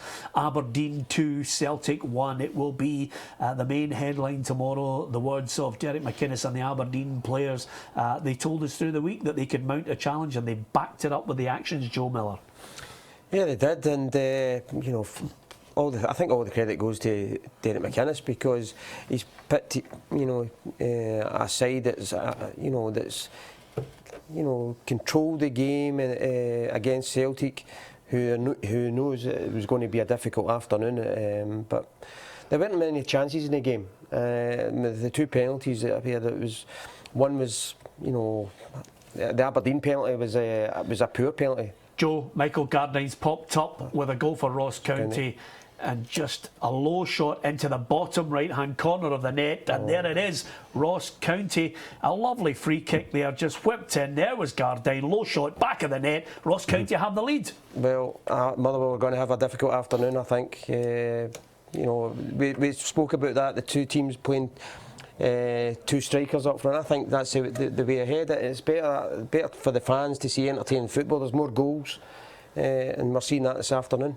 Yep, so what a goal that is for Ross County. Can Motherwell fight back? We will hear at half time, the first 45 minutes, the report from Laura Brannan on that as well. Notts County 1, Luton 0.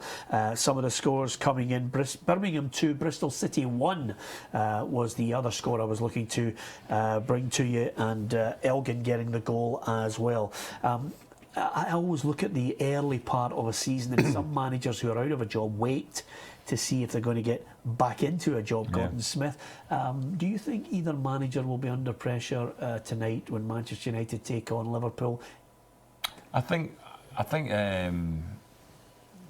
Van Gaal will be under pressure. No. But I think Brendan Rodgers is, and I think that, you know, if he was to lose this game tonight, I think there'll be a scenario where it begins to build as a momentum comes from it, Peter. Yeah, Taverniers just had a shot inches past the post, could have got his 7th of the campaign so far, but he's still stuck on 6. Poor from a left back.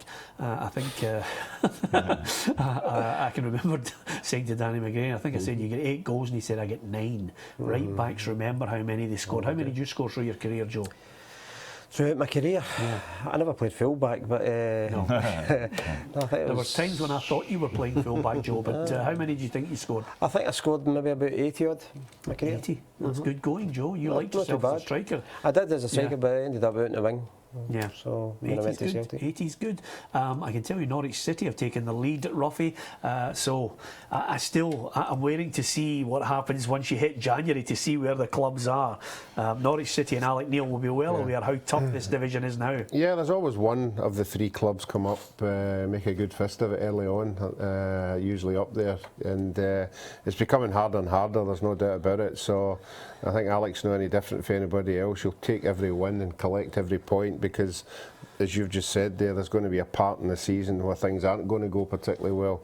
So if you get the points early on, it just helps you. It's funny, you wouldn't think you're looking at a Premiership scoreline there, would you, when you think Norwich versus Bournemouth? Yeah, I like Bournemouth in the way they play football. They play a lot of good stuff, you're absolutely right. They are a good side, and as I say, they play excellent level of football, and they've done a fantastic job. The finances that are there. Clyde have gone 3-1 up. Linton scoring the goal, Gordon, just after the half hour there. That's a good scoreline. Peter, Forfar went 1 up. which is great. I always knew that was going to be the case. Dick Campbell, one of my favourite managers of all time. It's Now that would be a guys. derby match too, wouldn't it? That would be considered a derby. Breaking forfeit. Breaking forfeit, would you think? Yeah. I'm trying to think, Roughie. Fair jaunt- I know what I'm it's a thinking. fair jaunt up the road, but I know what you mean. They're Have I quite ever near been each to Brecon? other. Have you been to Brecon? Yeah. Yeah, I've There been are to some Brecon, people yeah. who've actually been to all 42 clubs. Yeah, well, I in think that's a Scotland. derby game. I think they would be considered rivals. Have you up been there. to all 42 clubs, Gordon? No. No? No. I'm just thinking at any point, maybe able to claim it on expenses when you were at the Oh, I need to SFA. check it. Oh, I did claim it, yeah. That's Allegedly. Still paying a bit. The goals coming in. Elgin City 1, Berwick Rangers 1, an equaliser for Yeah. Colin Cameron's side. That's definitely not a derby. No. No, that's a long trek. What a chance for Hibs. Liam Henderson with a corner there, and a bulleted header there from Liam Fontaine, and it's over the bar. And what a chance that was for Hibs to take the lead against Alloa. Well, that's the problem has been with Hibs. Even when we were watching them, they were dominating games, particularly in midfield, and creating chances and just not taking them at the right time. And when they get the first goal, they just couldn't get the second, particularly against teams like Alloa. They always made it difficult, but they've got two strikers there. Hemmings is obviously possibly taking the pressure off Cummings. No, not Hemmings. Loy. No, the wee striker boy who was at this Hearts.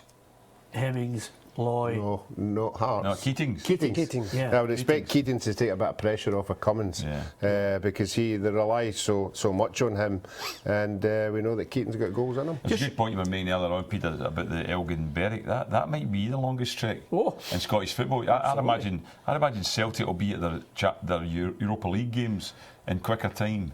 They would take Berwick to get to Elgin today for that I'm game. almost certain Aberdeen were able to get to Kazakhstan quicker than it would be to get down there. And of course, the other thing about it, Joe, you need to load your iPod up with really good songs or any MP4 player. Well, I'm up in Elgin in a few weeks' time to play right? the game for Fernando Rixon's, the Celtic Rangers game. So Yeah. we'll be up there in a couple of weeks' time, Yeah. an all-star match up there. Well, we wish you the very best of luck. In fact, the good news is, Joe, we've got some stuff for you to take Travel with you sickness for pills. motor neuron disease. We've got some stuff to take up with All you right, good. For Fernando Rixon as well. It really will be a good day. I hope you Oh, get a St few Mirren have goals. scored, Peter. 2-0. 2-0. I knew it. Yeah, Joe, you right. said Yeah. it. Says You it. absolutely They're on a said run. it. And of course, Roughie, if you can, if you've got in your head something that you can't get the answer, remember, if you want us three to actually try and get inside your head, it's such Well, a I knew we'd get his name eventually. Yeah, absolutely.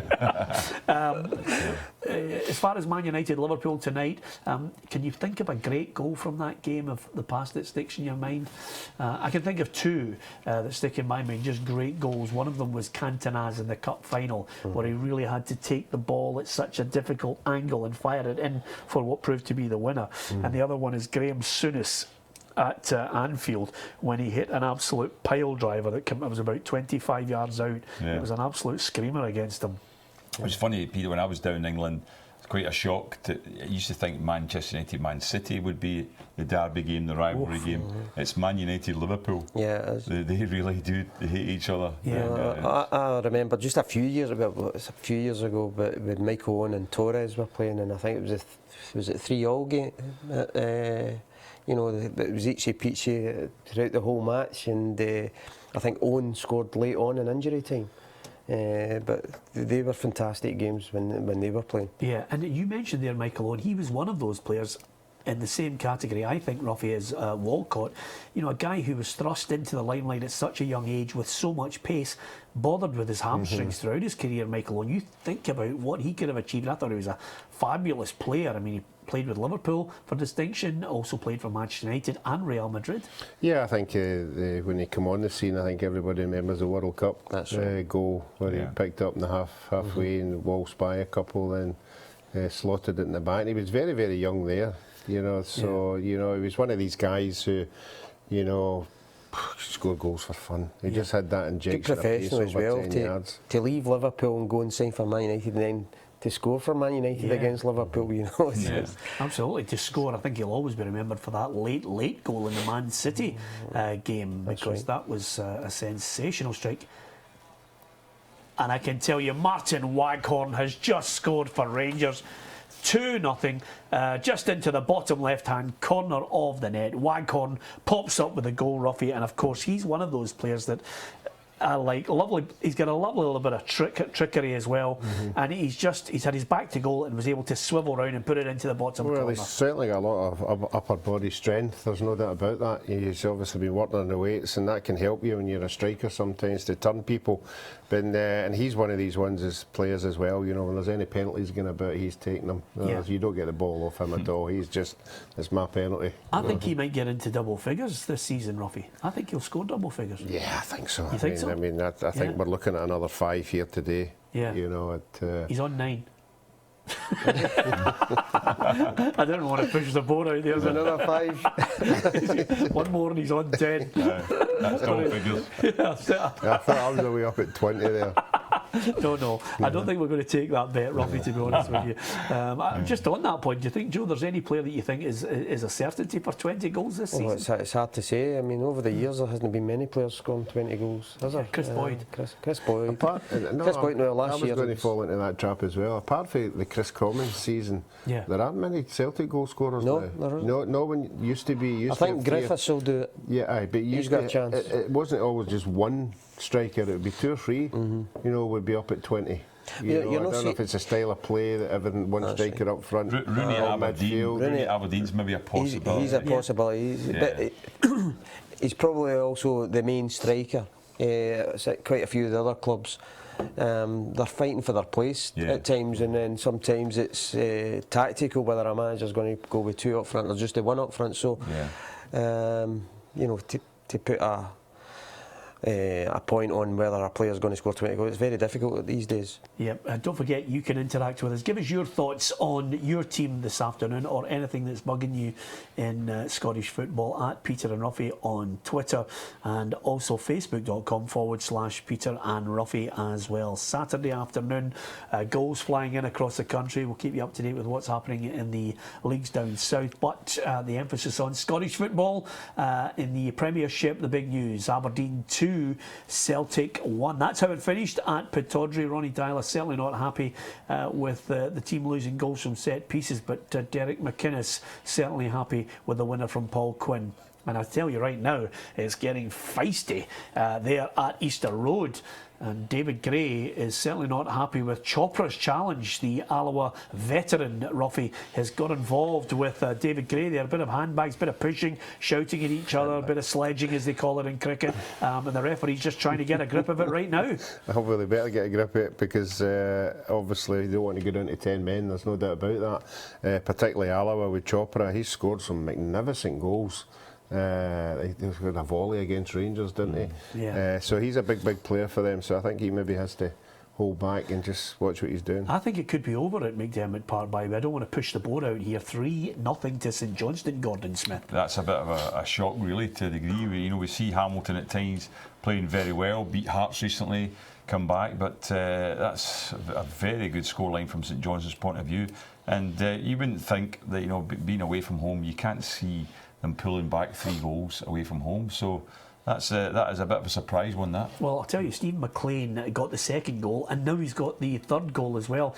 I'm delighted for Stephen McLean, Joe, because he picked up an injury.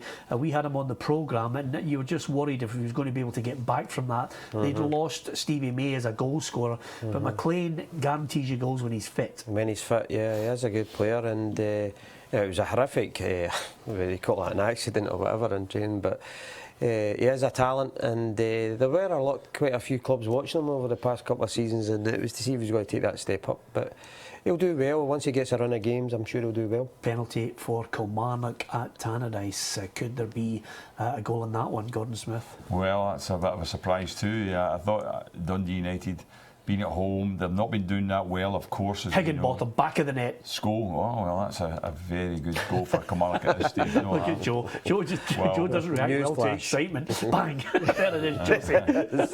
But I'll tell you what, there'll be a reaction with Dundee United fans. If they get at half-time and losing to Kilmarnock, with Kilmarnock sitting bottom of the league, as you know, 2 points, obviously no wins, and the fact they haven't scored again, then, as I say, all it would need to be would be news coming through that Partick Thistle. It'd be interesting if he did his wee dink Yeah, Higginbottom absolutely. event catch you. Do you do it twice? No, you don't. You hang on just- for a couple of months and then you try it, Well, Roughie. maybe the goalkeeper would assume, he'll not do that again and dive. Who knows?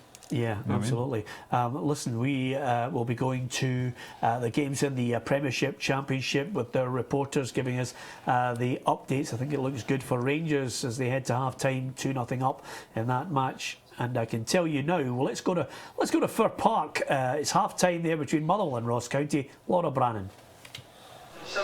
Yes, but it's not been the best of games technically wise. We've been subjected to long balls and lots of corners at times that really have been coming to nothing. But at times, other times, it's been end to end. It's been quite entertaining, despite what I've just said there. In terms of Ross County, De Vita and Franks, they've been causing some problems for Motherwell down the flanks, and it's really been Ross County that have had the kind of more efforts in front of goal. Motherwell are just struggling to break down Ross County altogether. Their best chance came on 29 minutes when Marcus Fraser played the ball straight to Louis Lang. He then picked it up, obviously, went for goal and struck a low drive. Scott Fox did parry it away though, and no one was there to pick up the loose ball. It was just 4 minutes later, Ross County then took the lead. It was Jamie Record just over the halfway line, sent in a free kick to the back post. Michael Gardine, he picked it up at that far post, did a nice little turn and struck it low into the bottom corner of the net. And that is how we stand right now. It's Ross County with the lead. They lead Motherwell here at Fir Park 1-0. So, Ross County with the edge there, and I can tell you Hibs have scored just before the break to take the lead in that match against Alloa. Just apologies for the wrong graphic there. I thought Laura had her own show, Roughie, with me and you. But eventually we got there for her. So Ross County with the edge. Dundee United 0, Kilmarnock 1 as we approach half-time. Higginbotham with the goal there from the penalty spot. We'll also be going to Ibrox very shortly as well, where it looks as if it's another comfortable day for Rangers. Mark Warburton's boys looking for 10 in a row. The Rangers fans there in great numbers as well. Half-time, of course, Hibs against Alloa just fast approaching as well with that goal for Alan Stubbs' side. So the goals are flying in across the country. Give us your view at Peter and Roughie on Twitter and facebook.com/Peter and Roughie. We'll also look at the Championship as well. I think we're all looking, Joe, and saying, Hibs have to maintain, the wins, because Rangers could do what Hearts did last season and run away with it. Yeah, they could do, and they've got to mount a challenge. It's the same with St Mirren. I think they've got to, they've got a good result today. They've got to put in a challenge as well. There will be points slipped up, but the way Rangers are playing at the moment, the way they're gathering momentum, you could say they could go unbeaten. But they're in a great position at the moment. Yeah, I can tell you the only goals in the Premiership, it's Arsenal leading Stoke by 1-0, and also there's one other goal there. I think it's Norwich 1-up on Bournemouth. More from the Scottish Premiership coming next.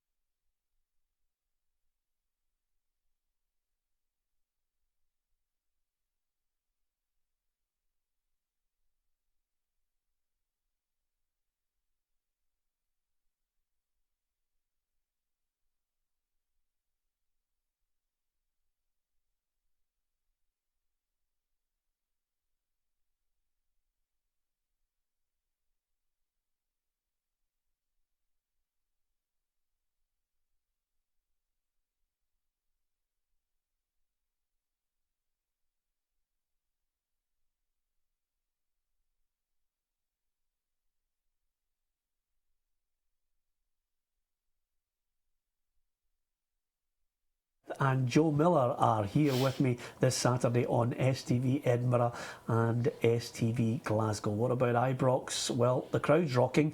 Have they put in another 5-star performance, Derek Clark?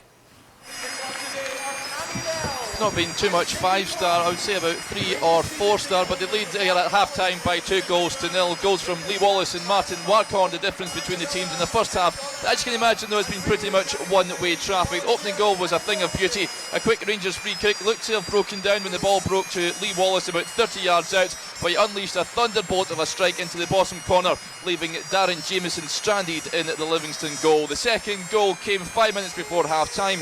Barry Mackay played the ball into Waghorn. With his back to goal, he managed to turn and fire a left-footed strike into the bottom corner of the net. Livingston, to be fair, haven't played badly, and they came close to equalising on 28 minutes when Liam Buchanan forced a good save out of West Foderingham with a fizzing shot. But at half-time, it's Rangers 2, Livingston 0. Well, they're coasting. You can hear in the back there is incredible, isn't it? Yeah, I mean, they must be enjoying it, the Rangers fans just now. I mean, this is going for their 10th win of the season, and very rarely a team ever puts a run like that together. So they'll be enjoying it. A big crowd, obviously not scoring the kind of goals they'd scored in recent games, but still 2-0 up and 45 minutes to go. So the fans will be very happy with that. Yeah, let's go to Easter Road. Half-time there. Craig Turnbull has the details. Hibs 1, Alloa 0, and Liam Henderson's strike just before half-time separates the two sides. You could feel the sense of relief around Easter Road as the ball hit the back of the net, as it hasn't been an easy game by any means. But the goal was a thing of beauty. It was McGinn's defence splitting pass, played it into Cummings. His shot was saved. Henderson had the courage to follow up and smash into the bottom corner. Danny Lennon will feel side have nothing to show for their efforts in their first half. They've battled admirably and they've made it very difficult for Hibs, and they've pressed and harried, and but unfortunately for them, they're 1-0 down at half time. It's Hibs 1, Alloa 0. Okay, that's just a couple of the scores from the Championship. Let me tell you elsewhere there, Morton and Dumbarton can't be separated. It's still 0-0 there. Nothing between Wraith and Queen of the South either. But St Mirren 2, Falkirk 0. Gordon Smith is a good scoreline there for Ian Murray's side. Certainly is. I mean, we wondered last week, I mean, they got that good win at Livingston, and we thought, have they bounced back now? Because they had a bad start to the season, having been demoted. You're thinking, well, surely you're expecting St Mirren to be up near the top, but they weren't. They started badly, but we did feel that could be a turnaround, and Joe did predict before the game that St Mirren would win this one, and that's certainly the game of the day in that division. Here's the half-time scores from the Premiership in Scotland for you to look at. Killie with the edge in that game, Higginbottom with the penalty, Ross County leading Motherwell by 1-0. Michael Gardine with that low shot into the bottom corner. No goals between Partick Thistle and Dundee, and St Johnstone coasting. Stephen McLean with a double in that match, 3-0 against Hamilton Accies. That's how it looks in the Premiership. We will bring you the scores from Championship, League 1 and League 2. We'll also look at the Barclays Premier League and the Championship down south. You can interact at Peter and Roughie on Twitter. Give us your thoughts on some of the scores, the goals, the performances, and the big scoreline from Pittodrie. There's Aberdeen 2, Celtic 1. We'll discuss that and more after the break.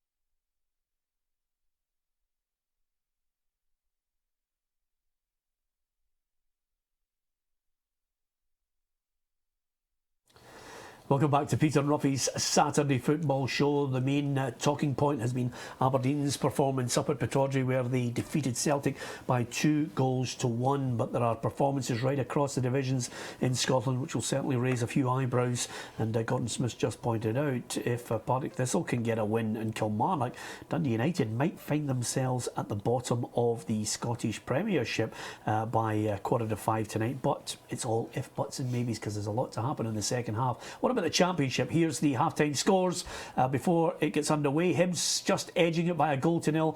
Morton and Dumbarton and Raith Rovers and Queen of the South, you can't separate them. Rangers coasting. Wallace and Waghorn scoring the goals against Livingston, and St Mirren 2 goals to the good against Falkirk.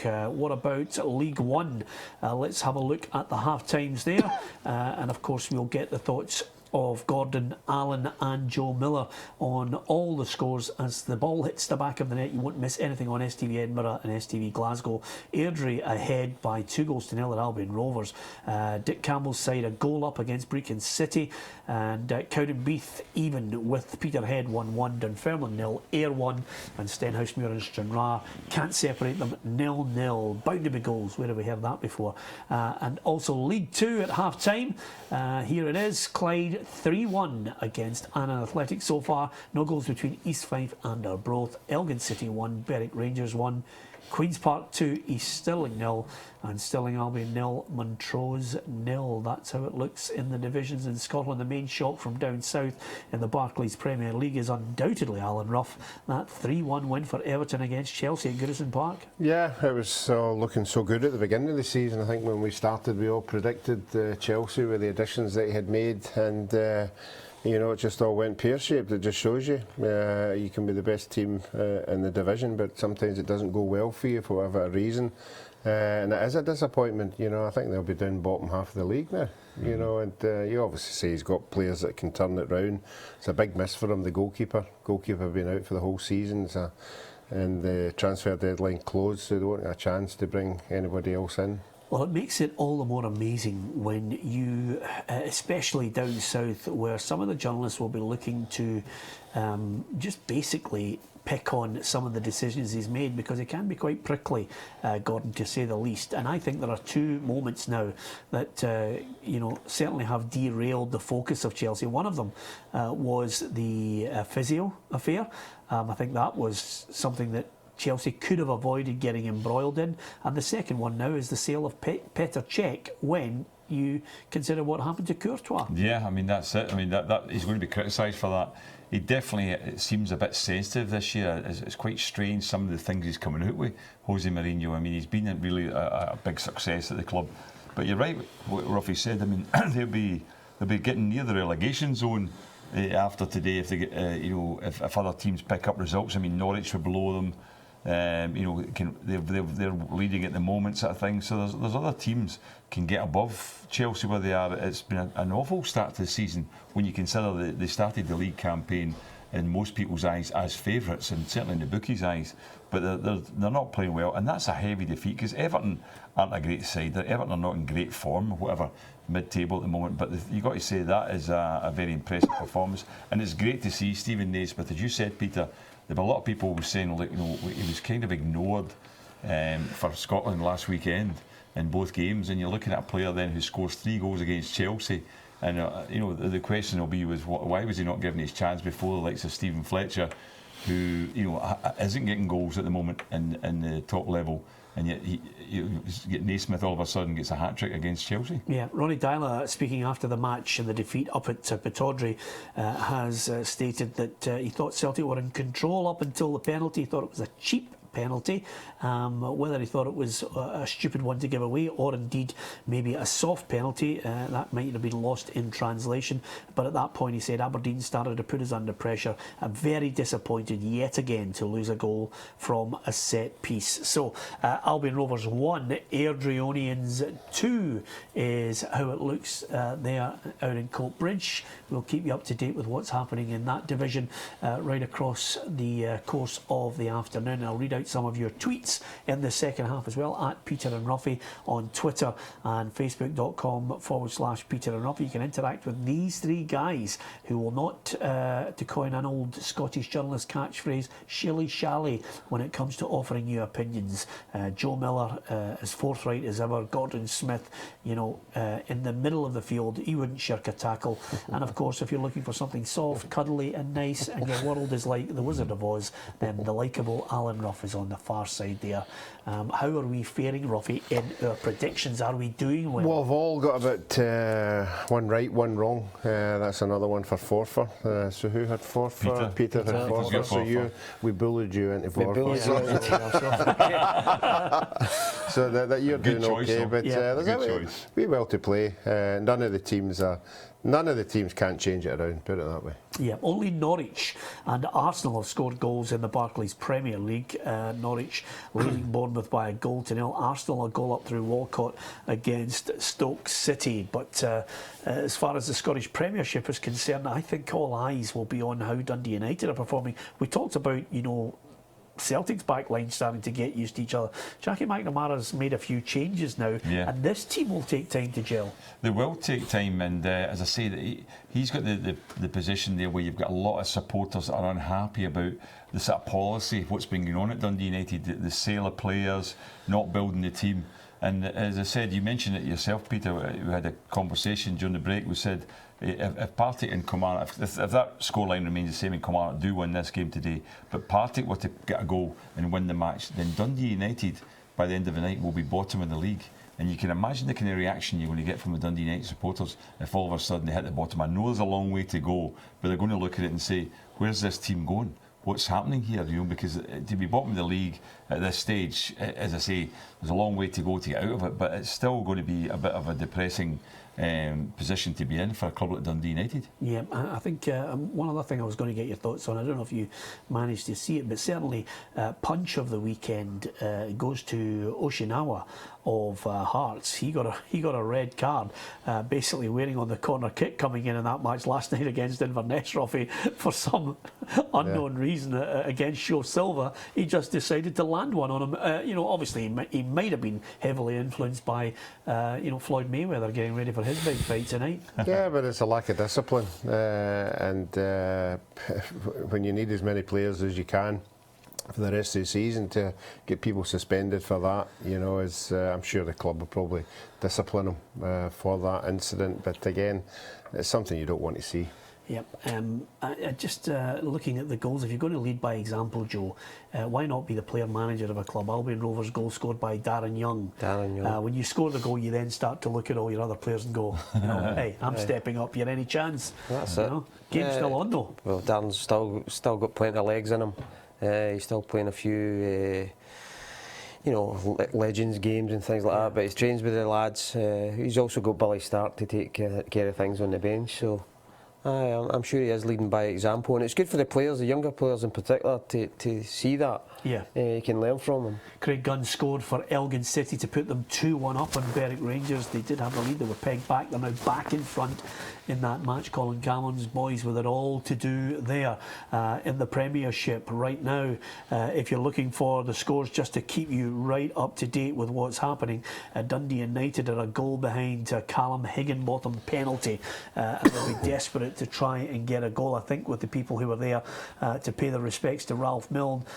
You know, when you think, I read it out in midweek, Gordon Smith, Ralph Milne, on the day they defeated Dundee, some of the players that were playing for Dundee United were just incredible players. You know, you had Richard Gough at right back, Dave Neary, Paul Hegarty in there, Paul Sturrock.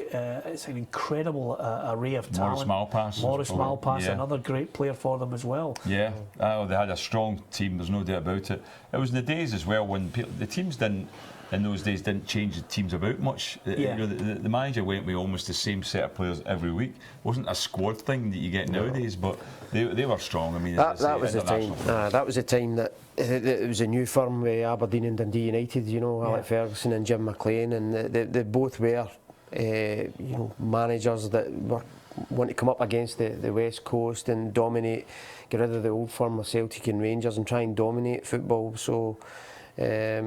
you know, they were great players. They're also competing in Europe, Joe. Competing That's in the thing. Europe, and that was on the back That of, was a you know, major playing thing. against, you know, Aberdeen winning the Cup Winners' Cup in '83, and you know, Dundee United. You've been beat the semi-final, Barcelona, yes. And as time will tell you, the referee at that point was involved in a little bit of jiggery pokery with Roma, or United could have been in the cup final, and they would have played against Liverpool in that final. That would have been amazing for Jim McLean's men. Most of these Dundee United boys all come through the ranks. That's right. Oh yeah. Because they were on 10, 20-year contracts.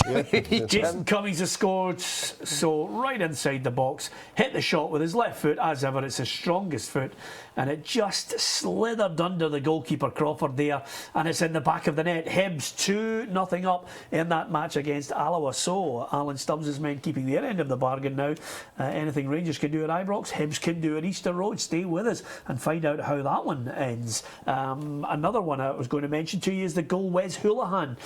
He scored for Norwich City. They're now 2-0 up on Bournemouth. Yeah, that's a good result. Well, it's a good scoreline, I should say, for Norwich. It's not finished yet, but I mean, that's good, because Bournemouth are a good football side, there's no doubt about it. But you know, Alec Neil just seems to be getting things going again, doesn't he? I mean, what a job he's doing, what a signing he has been. A lot of the fans must have been questioning at the time, thinking, Hamilton Accies coming down to Norwich, but you know, he's done magnificently. I think 17th in the Barclays Premier League, Joe, would be magnificent. 17th. Yeah. Just keep them in the division. That's the remit, surely. That has got to be it. Yeah, but not only, as Gordon said there, to convince the fans, I bet you had to convince the players as well. Yeah. You know, a lot of, not big name players, but I mean, seasoned professionals down there with Who is this guy? Hamilton Accies, you know, so fair dues to him, you know, he must have done something. We've heard his training is very, very good. Maybe that's how he won them over. What a chance for Manchester City. Kevin De Bruyne setting up Navas. All he had to do was put the ball in the back of the net. It's an absolute sitter. And Manchester City can't get the breakthrough there. Crystal Palace, it's another team, Gordon, that have surprised us all under Alan Pardew.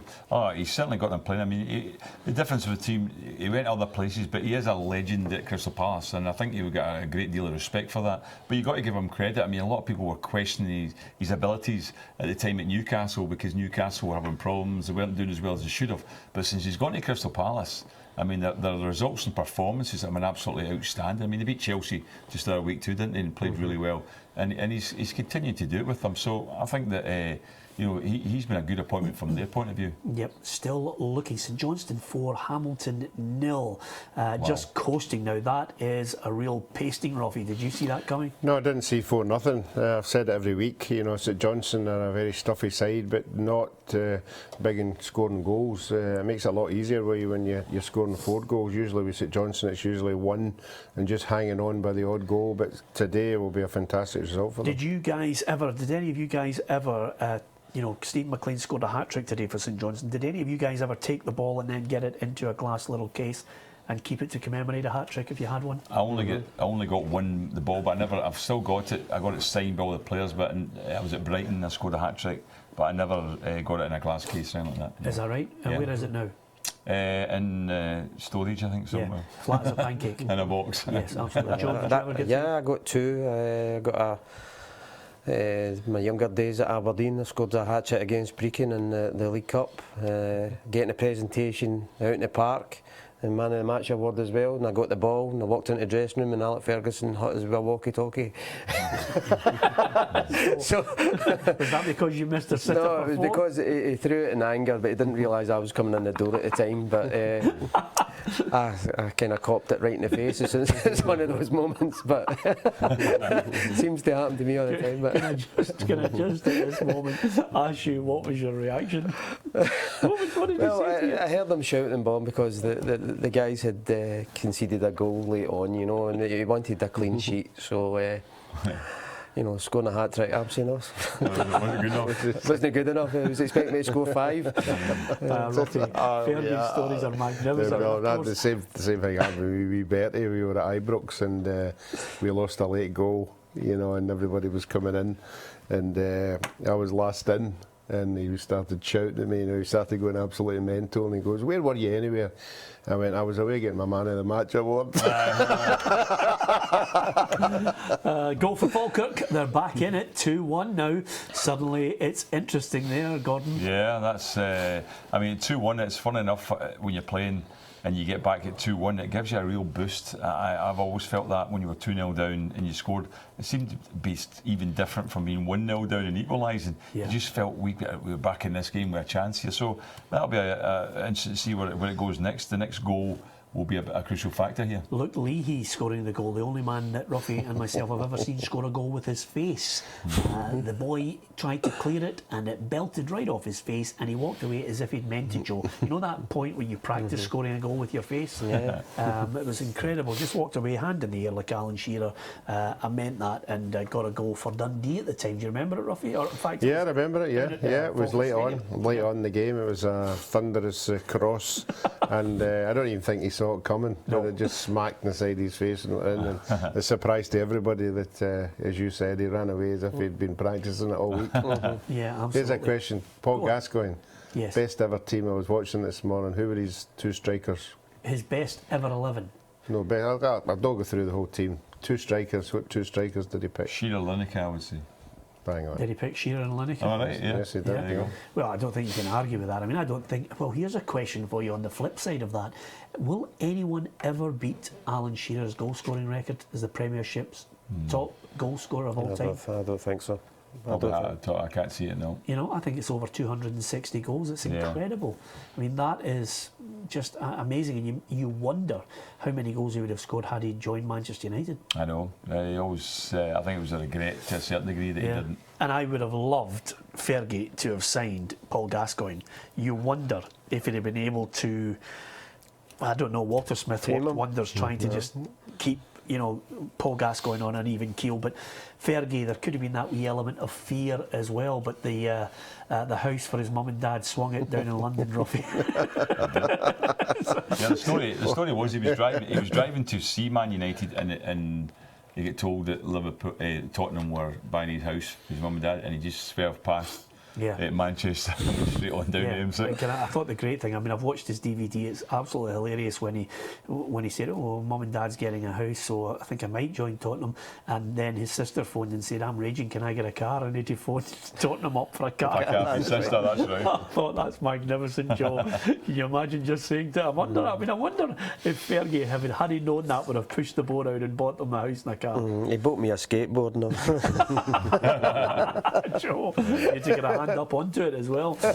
Joe Miller, Gordon Smith and Alan Ruff are here. Goals flying in across the country. Oh, there's a Ayr goal. United. Dunfermline 0, Ayr United 2. I thought Dunfermline would go through the whole season unbeaten. What's happening? Coming off the rails. That's a great result. Not half. Ian McCall done well there. I mean, to be leading in that game, especially at Dunfermline, they've signed, as mentioned, that Antoine Curry signed for them last night, and you're thinking, well, they've got goal scorers as it is.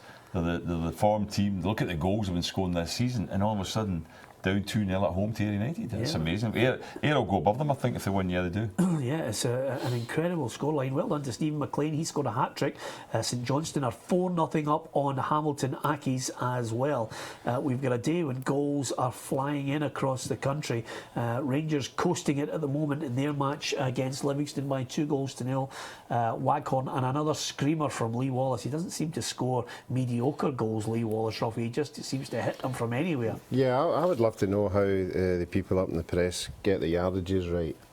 You know, when they go 30-yard screamer, I would like to actually maybe after a game get a measuring tape out and just see exactly, because how many times you've been beat for I'll make an admission on that. I've made a slight mistake myself, and I'll just tell you why. And it's basically, and James McFadden's quite happy to go with it, but the game in Paris, I think my commentary has him about 40 yards out, but it's maybe 35. But I was so amazed that we'd actually managed a shot that I lost the plot in that game in Paris. But you're looking at the 18-yard line, aren't you? And then you're kind of judging it from there by saying, right, because you're looking to say, well, if it was another 18 yards, if it's the same distance again, you're thinking, well, you know, that's roughly, you get 36 yards, but Are you going halfway line? But it's a judgment thing. You're estimating it, aren't you? Typical goalkeepers don't like to be told how far they've been beaten by it. Yeah, especially to 30 yards. But strikers like to hear how far it out. Oh, listen, by the way, I'll tell you right now, by the time James McFadden gets to 50 years of age, that will be 50 yards out when he hit it. That's the great thing about it. Big chance for Hibs to make it 3-0. Lewis Stevenson there in the box, just driving forward into the box, and then it just looks as if he was going to side foot that, and Crawford made this save there. What a great chance that was. Just, Liam Henderson did really well there, Roughie, as you can see, but then the save was made by Crawford. Couldn't get enough purchase on it. No, it's been good since Liam Henderson went there. He's a player who likes to get forward. We saw in one of his first games, he had a couple of chances to score goals, but no, he's getting forward, and that's what you need in a midfield player. Somebody will go and support the two strikers, and Hibs will definitely get the benefit of him. Jordan Preston with the second goal for Ayr in that match, especially at East End Park. Dunfermline 0, Ayr United 2. We've got lots of tweets coming in as well. Andrew says, loving the banter, guys. Few wee stories. That's the great thing about it. We can mix in the goals with some unbelievable stories. Who'd have thought Joe would have scored a hat-trick and still got a walkie-talkie bang in the face from Fergie? Fantastic. And I do hope that Alan Rough will tell us a story of the day he got a bottle of milk over the top of his head or a glass of Coca-Cola thrown in his face on international duty. It's a great story. It's a fantastic story, Roughie. I thought. So tell us, Roughie. Yeah, so tell us, Roughie. What happened? It was Jock Stein actually in the Scotland game, where it was on a Sunday before the next Saturday game, and he gave us the afternoon off to relax, and 3 goalkeepers went out for a quiet drink, and it led on to a wee bit more than what we should have had. There was a 10 o'clock curfew, and while we looked at our watch, it was 10:05, and we had to get back to the Seamill Hydro as quick as possible. There was no way we were going in the front door, because we knew Jock Stein would be sitting there waiting us, so we went up the back exit and up into our room. And footballers being footballers, when you think you've got away with it, you relax, and have a wee giggle about it. And we were on to room service right away for a pint of milk and some smoked salmon sandwiches. And as the sandwiches arrived in the tray and put down, I had my pint of milk and I was having a sandwich, and just as that, Jock Stein came in and said, where have you been? I said, I'm sorry boss, but I mistimed the thing, and he just took the pint of milk over me and spilled it all at the top of my head, just and he's still talking to me while the milk's dripping down, and I'm going, yeah, I won't do it again, honest, I promise. But it was me who was getting it all. George Wood was in the other bed because he couldn't get to him. I was the one. That's it. Always got to be the culprit. Kenny Miller and Nicky Law coming on. Joe Miller for Rangers making the change there. Yeah. I think Kyan Holt going off in the change. I can't go Holt going off, but that will strengthen the forward line up, and they'll be thinking they can maybe capitalise. Kenny Miller will be thinking they can maybe grab a goal or two, so they're just kind of a wee bit more, freshen it up, a wee bit more firepower up front. Yeah, Queen's Park 2, East Stirlingshire 1. So Gus still with a bit of work to do for his boys out there at Hampden Park. I was just saying, we were out at me and you were at Hampden during the week there doing some stuff at Hampden Park. Can you imagine the players of Queen's Park and East Stirlingshire playing on that park? It is absolutely a bowling green. Yes. It is absolutely magnificent. Can I give you another little insight into which you 3 guys know, and you probably should have mentioned it there, Roughie? It's also massive. Yes. Yeah, it's a big if you're a part-time player, you'll love the fact that you're playing on it, but if you're a midfielder, you're going to have to cover some ground, Joe. I always enjoyed playing at Hampden. I love playing at Hampden because of the way, when I was there with Celtic and we were up cup finals and even with Aberdeen, I loved the wide open spaces to go and take people on. It was brilliant. Was it fair to say when you were out the wing, Joe, you were more push the ball past the player and go? I was always told, as soon as, from an early age, working under Fergie and with Billy McNeil, it was, my first touch was always to be forward. As soon as I received it, it was forward, just go direct right at the player, take him on, dip the shoulder. There would always be a bit of tactics on which way I would take him on, whether I'd go inside him or outside him, but I was always more direct. But it was great when you're playing at Hampden and the wide open spaces were there, and you had time to control it and then just burst at players. I don't know about you two, but I thought, remember the old wooden, the wooden goalposts? Yes. I thought the goals were massive. When you looked at them, they looked absolutely huge, and I always thought that was a striker's advantage, because these goals look absolutely massive. Yeah, and the other thing about it, John, it's interesting you talking about how you approach the game on the instruction of the managers, and two men in particular stick in my mind as a boy. David Proven always used to say to me that his point was not so much get it past the player, his was just to get the angle, to shift it, to get the angle to cross it in. And of course Tommy McLean, Gordon, you know, he would float it in because he knew Derek Johnson was so big, he could attack it. Yeah, Tom McLean was normally putting the ball in space for it to be attacked rather than putting it onto the head of the player. So he was great across the ball. But I played with Davey as well. I played with both of them. United have got an equaliser against Kilmarnock. It's Dundee United 1, Kilmarnock 1. And there's a goal back for Hamilton Accies. It's St Johnstone 4, Hamilton Accies 1. Sorry, Gordon. Yeah, I was just saying I played with both guys, and there were different types of wingers. Tom McLean was more of a playmaker, whereas Davey was an out-and-out winger, without doubt. But in fact, at Kilmarnock, in those days, Kilmarnock, Davy Proben and I were the two wingers. I was the left winger and he was the right winger. And I liked playing. Hibs have scored. We're hearing Hibs have scored. Yeah, John McGinn's got the goal, and that's a real bonus for John McGinn. It's a young side he's putting together there, and he's just gone through a ruck of players with the left foot drive into the back of the net. 3-0 to Hibs, and the crowd going crazy, Roughie. Yeah, well, that I said earlier, that were games that they were struggling to win last year, and 9 times out of 10 it was 1 point instead of 3. So that'll be a lot of comfort for them, and the momentum might be gaining there, and I'm sure that's a good thing for Alan Stubbs. I was going to ask Gordon, Alec McDonald or Tommy McLean, better of the two? As players, there were different types of players. Tommy was definitely a better footballer. Alec McDonald had loads of other things like aggressiveness and work rate and all that sort of thing. Different types. Alec was probably more of a goal scorer. But Tommy was a really creative player. Really was he was. When I went to train at Kilmarnock at first, I was 14 years of age when I got called in to train with Kelly. I was training full time during I was my school holidays obviously, but they were a full time team, and I was really seeing the wee training games and all that. Tommy McLean was the most impressive player.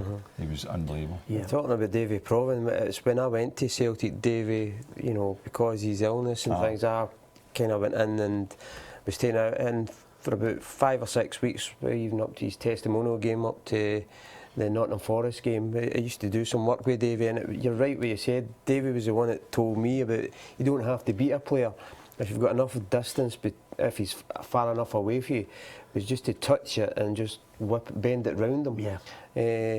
Which was another aspect that you never thought about. But then after that, after Davy left, I had Jimmy Johnston coming in and working with us, and he was just going to be direct. He wanted to take everybody on. He wanted me to take everybody on. It must have been a difficult thing for you, Joe, though, if you are there. You've had Davy saying about shifting it. Maybe you are, at times you would push the ball past the player and try and beat him for speed, and then Jimmy comes and says, right, go right at the player. Once he tries to put his leg in, flick it over him, and then take another 3 players and then go back the other way.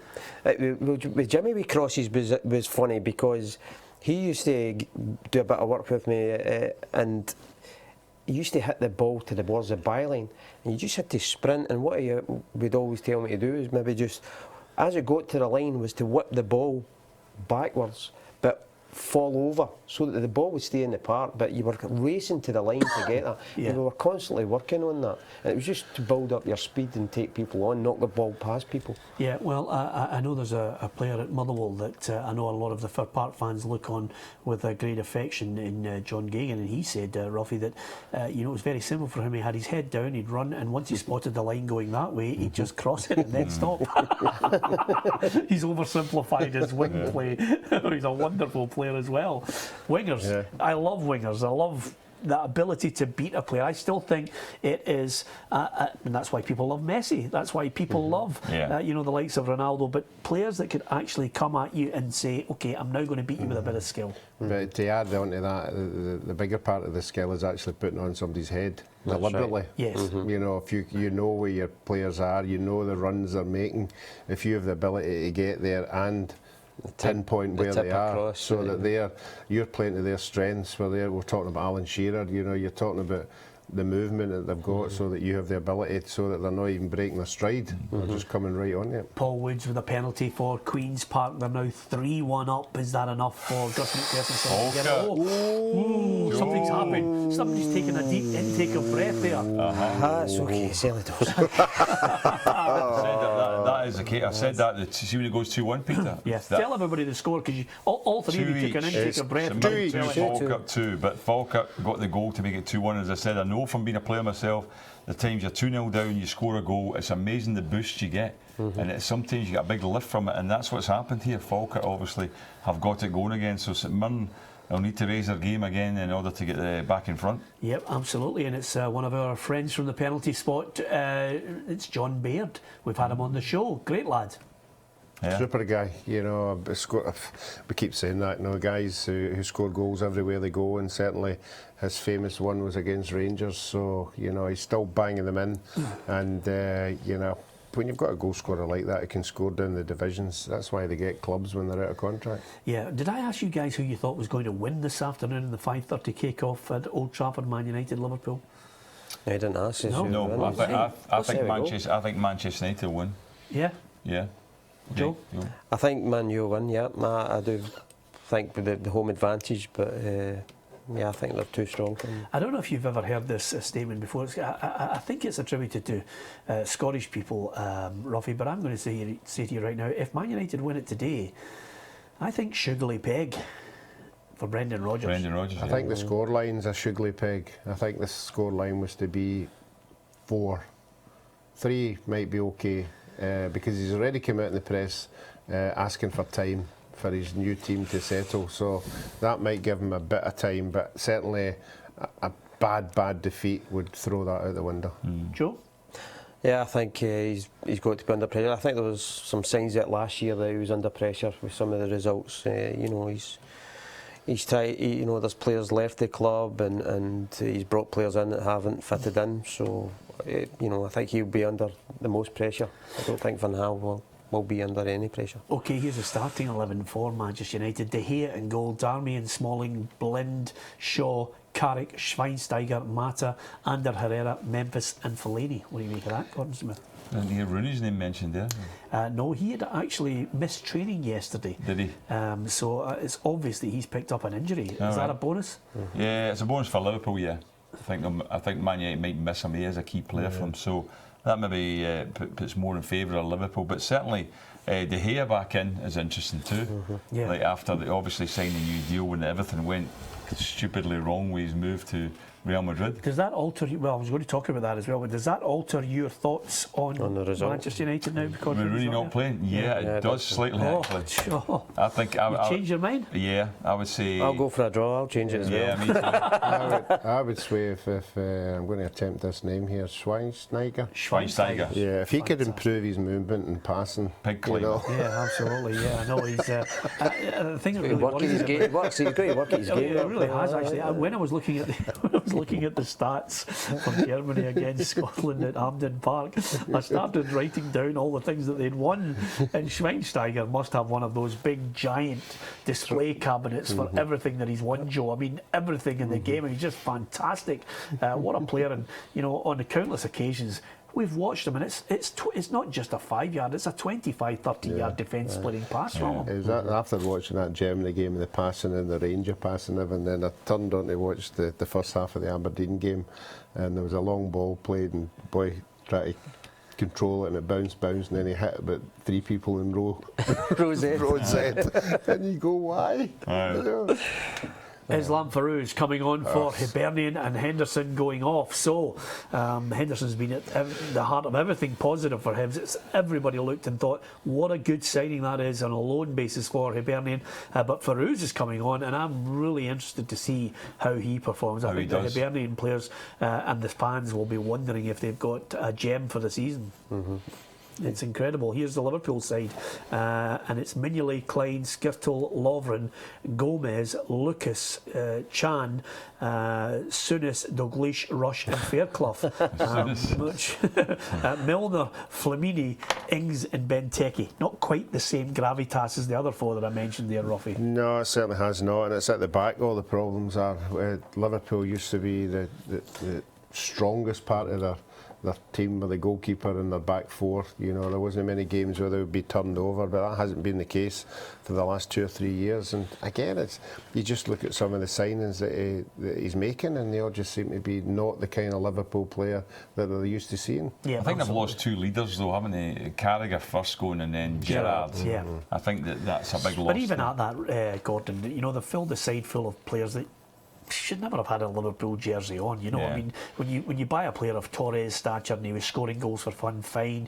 You know, you have the odd one like Suarez that everybody idolises as well. But there wasn't enough of them. There were mediocre players brought in that you thought, you're not a Liverpool player. The players that were mentioned there, Carragher, and you go back down the years, it's players that have came through the club, come through the ranks, supported Liverpool, and you know, there's a huge difference there.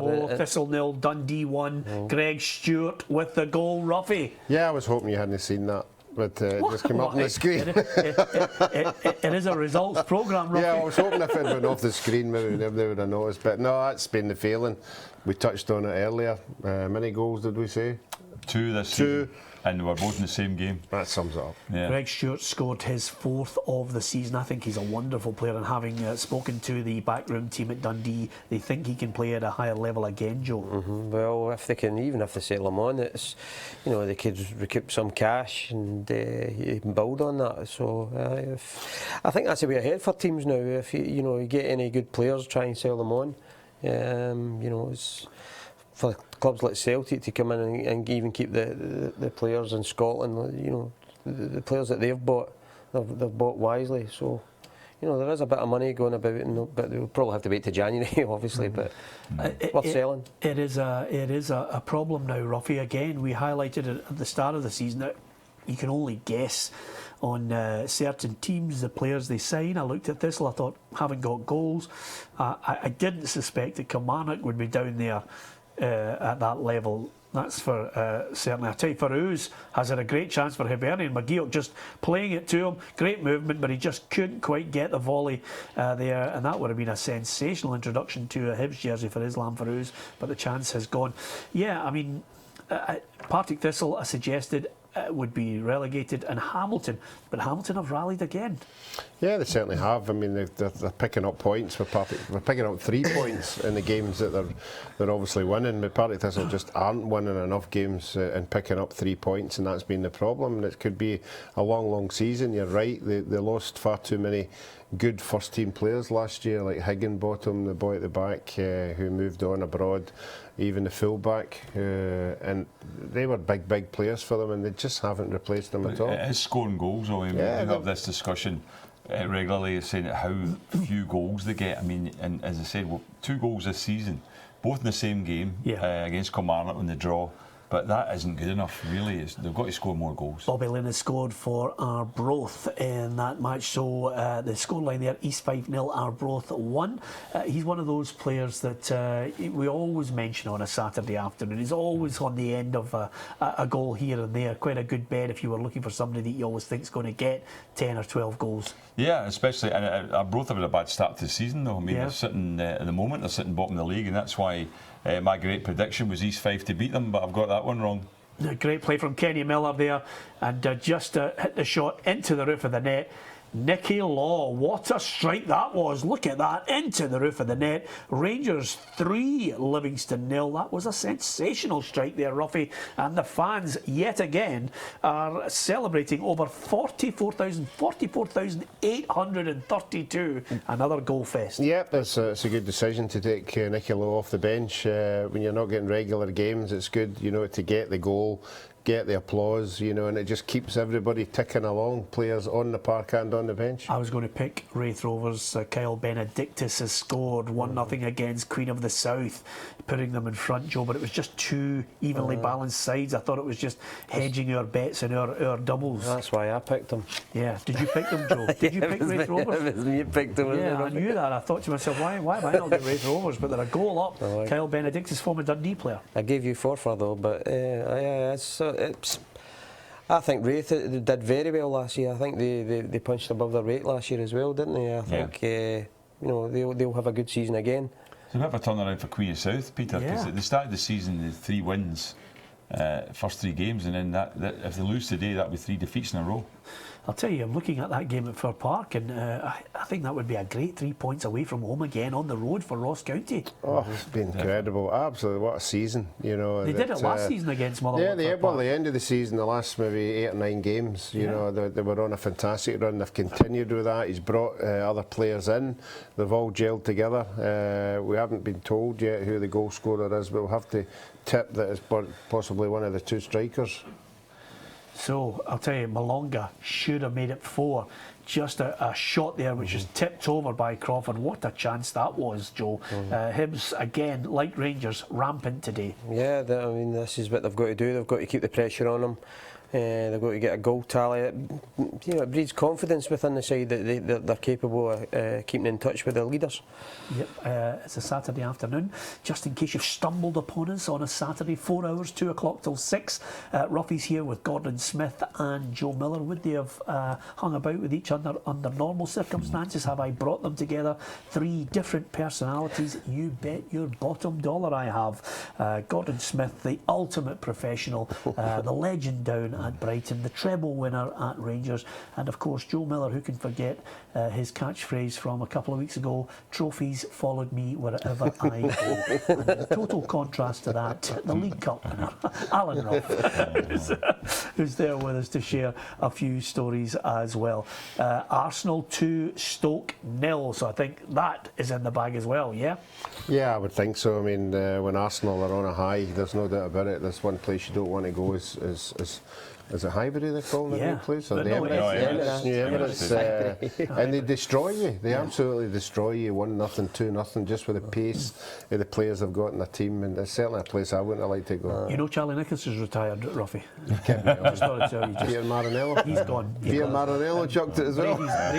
Brady moved to Juventus, and then that was it. It was all over. They had to rebuild.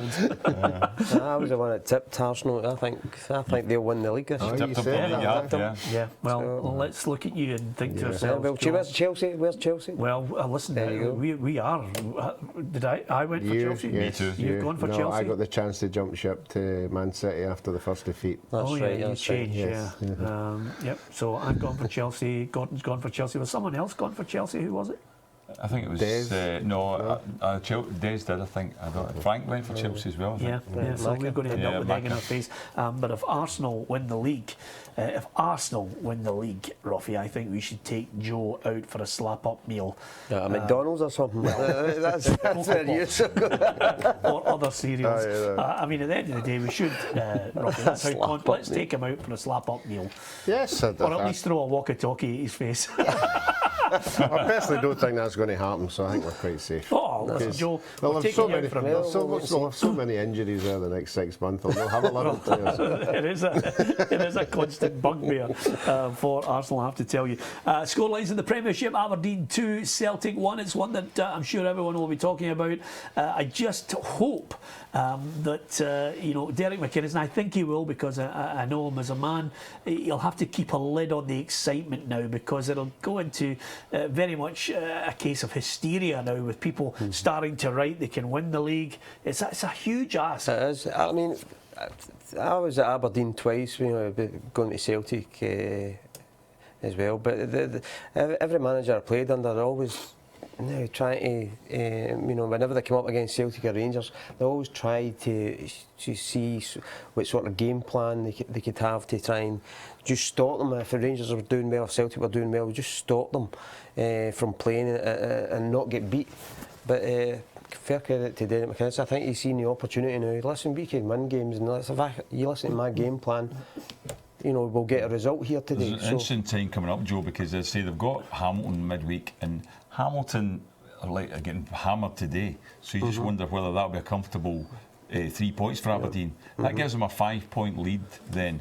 And we're going into a period then, Peter, where you've got, Aberdeen just need to maintain their league form, whereas Celtic have actually got to now play Thursday night games, quite a few midweek games coming up. Yeah. Then they'll always be playing after Aberdeen. So if Aberdeen can keep a consistency going, Crank it up. they'll be putting Celtic under pressure. Yeah. That's what I was ready to say. Was if the players are listening to Derry McInnes and they're saying, right, okay, he's got the his game plan, we're doing what he says, and they're getting results, then the belief is there, and they'll just build on that. Clyde with an emphatic victory. I'm not putting my neck out in the line here. 4-1 up now. Marsh scoring for Barry Ferguson's side there. So I think all 3 points to Clyde in that one. Throughout the afternoon, we'll be reading out quite a lot of your tweets as well at Peter and Roughie and facebook.com/Peter and Roughie.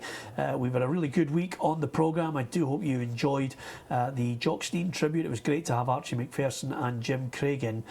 Just great to hear some wonderful stories about Jock Stein. 30 years, sadly, since he passed away at Cardiff that night, but it was great listening to the two guys, wasn't it, Roughie? It was great because, as I said, I only ever bumped into Jock Stein in the international games. I mean, obviously Jim Craig played with him and trained day in, day out, and I don't think we'd be kidding ourselves on that group of Celtic players must have been a handful. Yes. You know, they enjoyed themselves so much.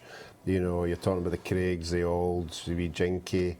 You know, they were just such a handful, and the stories that, and I think these stories should be told, because when you're a winning team, you know, you have so much enjoyment in the game, and as long as you obviously handle it properly. But I can imagine that the group that they had, it'd have been great fun, even in the dressing room, and with the success that they have all the time. Absolutely. Waghorn, the man of the match at Ibrox, and guess how many people were at Elgin City against Berwick Rangers, which we were talking about as a fair trek? 500. Joe? 400. 350. 627, and I'm not quite sure they've been able to split the away support on that, but that shows you, you know, asking fans to make huge journeys to these games. It's a hard ask on a Saturday. You have to basically wipe out your Saturday evening as well, or unless, look at Roughie, he immediately looked at me there and said, what are you on about wiping out your Saturday? You have a stay over. That's exactly what you were thinking. Yeah, my wife couldn't understand that why I was always home earlier at Dunfermline games than I was at Aberdeen games, because you have to stop on the way down the road, particularly if you get a win. You know, just enjoy the occasion. Absolutely, Roughie, and I'll never forget a couple of years ago when you said, let's stop at Stonehaven for the best fish ever, and we must have picked the only chip shop, which was the worst, and I can tell you right now, Dundee United 1, Kilmarnock 2, and this late on, Joe, that could be the winner. This late on, yeah, definitely, and that's Jackie McNamara under severe pressure now. I mean, you wonder how the fans are going to react, as Gordon said earlier. So it's a disappointing run. Is Partick Thistle? Yes, absolutely. That's saved them going bottom. The fact that Dundee look now as if they're going to win that game at Thistle, because if Thistle had won today, if that stays the same, Kilmarnock, Dundee United would have gone bottom. But as it is, they'll be second bottom, a point ahead of Thistle. Thistle will be bottom if it stays like this. Yeah, Mick Hattie, the former Hearts player, has hit an absolute screamer. It looks as if it could be the winner, Joe. And I can tell you there's an equaliser for Motherwell. It's Louis Lang who's got it at the back post, and the Motherwell fans delighted. Johnson just whipping it in there, and it looks as if he's got that crucial equaliser. Did you have 1-1? Yes, Robbie? as you can see the smirk in myself and Gordon's face here. We both had 1-1. Yeah, absolutely. Yeah. I feel as if I could be starting to chase in our predictor, to be perfectly honest. I haven't got Dundee United Kilmarnock right, though, I'll tell you that. No, I don't know if any of us will. Yeah. I mean, it really is a major blow to Dundee United. And again, it's strange, but in the division, if you start to, and especially in Scotland, Joe, if you get to a point where you achieve, you know, a high position in the league, suddenly the expectation increases. But when you sell 2-3 of those players, No. Well, that was going to say that. Just say for talking sake, the owner of the club's not happy, and he wants to have a meeting with Jackie, and he calls you into the office, and as your Jackie, you go, well, what's the problem? Because he's caused the problem. You know, the owner of the club has caused the problem, so it'll be interesting to see how that conversation goes. But the fans, it's easy for the fans. They'll always turn around and then maybe have a pop at the manager. It's easy for them, but if they really know what's going on, and you know the chairman or the owner, you know, explains the situation, and there's a different story there. But he's done, he's been stripped of players year in, year out since he's been there. As well as he's away trying to buy a club in Australia. and throwing money at that, but he's not prepared to throw the money at Dundee United. Yeah. Clyde 4, Annan 2, too little, too late, I would suggest, for Jim Chapman's side. But again, that late goal. Have you ever scored a 90th minute winner, Joe? Yeah, scored a couple. Yeah. Do you remember? Well, we always used to. Even when we were at Celtic, we used to score regular in the 90th minute to win games. In the Centenary year in particular. Was that because you were an unbelievably fit side? Yeah, it was. We played, trained for longer, and we just kept, that was a mentality that was kind of bred into us with Billy McNeil's training. So we just had to keep going. We knew we could get a win, and we would know that teams would tire. But I think back then as well, Rangers and Celtic were so far ahead of everybody else. The chances you used to create, you were attacking all the time. You were never defending. It was that's why in the end of games, because people would be running out of steam. Trying to get Roughie, the you'll be ball. happy to know Man City have got a late goal wow. Right, at Palace. Yep, and I have to say, Gordon, you would have scored 90-minute winners. I scored at the last minute, or the second last minute in the cup final against Celtic, my first cup final. I scored the winning goal then. That was in injury time, and I should have scored the winning goal at Wembley in the last minute as well, and didn't. So I lost a Hibs Hearts game 4 minutes into extra time when we get beat 2-1, and I just went into the dressing room, lifted up. What score? St Mirren 2, Falkirk 3. That almost certainly is the winner. Does anybody have Falkirk to win that match? I had my doubts about St Mirren the day. 2-0 up, and Joe said, told you. That's unbelievable, isn't it? Unbelievable. A 2-0 lead. It's full time in Ibrox. We'll be going after the break to Derek Clark. In fact, I wonder, can we go to Ibrox? Let's find out. Here's Derek Clark. Yeah, full time here at Ibrox. It's finished Rangers 3, Livingston 0 as Mark Warburton makes it 10 wins in a row. But the goals aside, this Rangers performance was much more laboured than in previous games. Lee Wallace opened the scoring in 16 minutes with a thunderbolt from around 30 yards out after a quick free kick looked to have broken down. Martin Waghorn, the man of the match, incidentally doubled their advantage 5 minutes before half time when the former Wigan man was found in the box by Barry Mackay, and with his back to goal he simply turned and fired a left-footed strike into the bottom corner of the net. The second half was flat by Rangers standards, with little in the way of goalmouth action, although Nicky Law put the gloss on the victory with a left-footed strike high into the net when he was found by Kenny Miller in the box with 10 minutes remaining. It wasn't a vintage Rangers performance, although they dominated from start to finish, and credit must go for Livingston for restricting the home side for large spells. But it's finished here at Ibrox. Rangers 3, Livingston 0.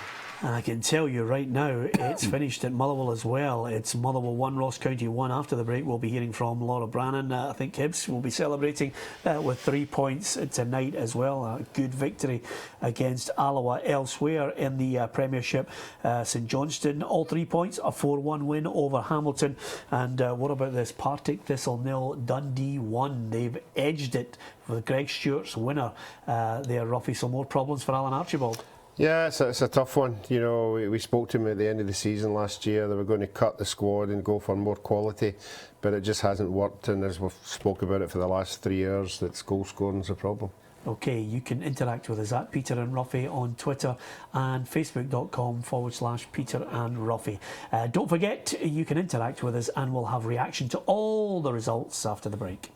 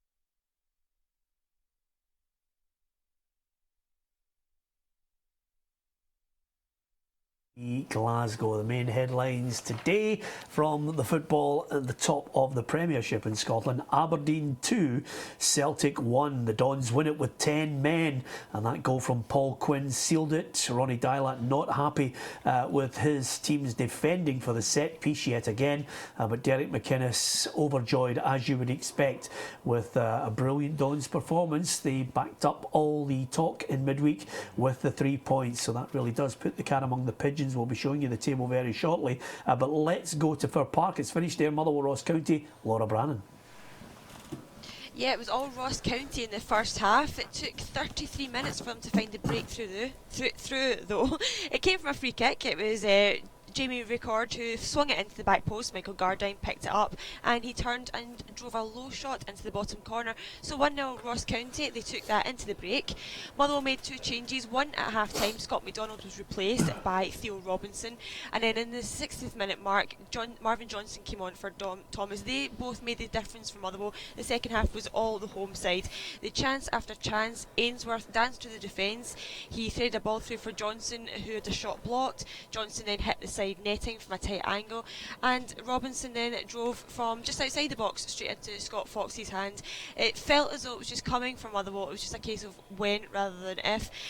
But on the 89th minute, it looked as though Ross County did have the chance to seal this win. Liam Boyce just drove in from the edge of the box right across the face of goal with a curler, and it sent it just over the bar.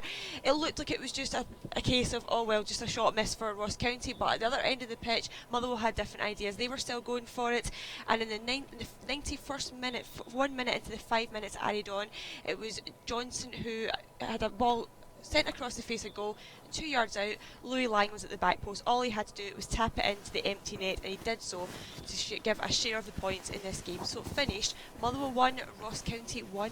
Yep, thank you to Laura. Contrasting fortunes for the Dundee sides up at Tannadice. It finished Dundee United 1, Kilmarnock 2. A late screamer from McHattie seals the points for Gary Locke's team. Elsewhere, Dundee were able to go to Firhill and snatch it. Greg Stewart, the hero, once again in the dark blue. Partick Thistle 0, Dundee 1. And what about the Championship? Well, Rangers, as you heard from Derek Clark, with that big win over Livingston. What about Hibs? They're chasing them. Did they get the win? Craig Turnbull. Yeah, finished here at Easter Road. Peter, Hibs 3, Alloa 0. Hibs moved up to third in what was, in the end, a fairly comfortable victory, with Henderson, Cummings and McGinn all getting on the score sheet. Despite that, the Wasps started quite well, but it was Hibs who took control of the match and scored just before half-time. It was McGinn's incisive pass that opened up the defence and found Cummings in behind. His shot was saved, but Henderson showed great determination to follow up and blast the ball in the back of the net for his first goal for Hibs. It was 2-0 shortly after the break. It was Gray who found Cummings in the box, and from a tight angle the striker squeezed a shot past David Crawford in goal. Hibs soon made it 3 after that. Great quick thinking from Henderson from the short corner. He found McGinn. Alloa defence was 3-0 to Alloa there. We'll get more from Craig after the break.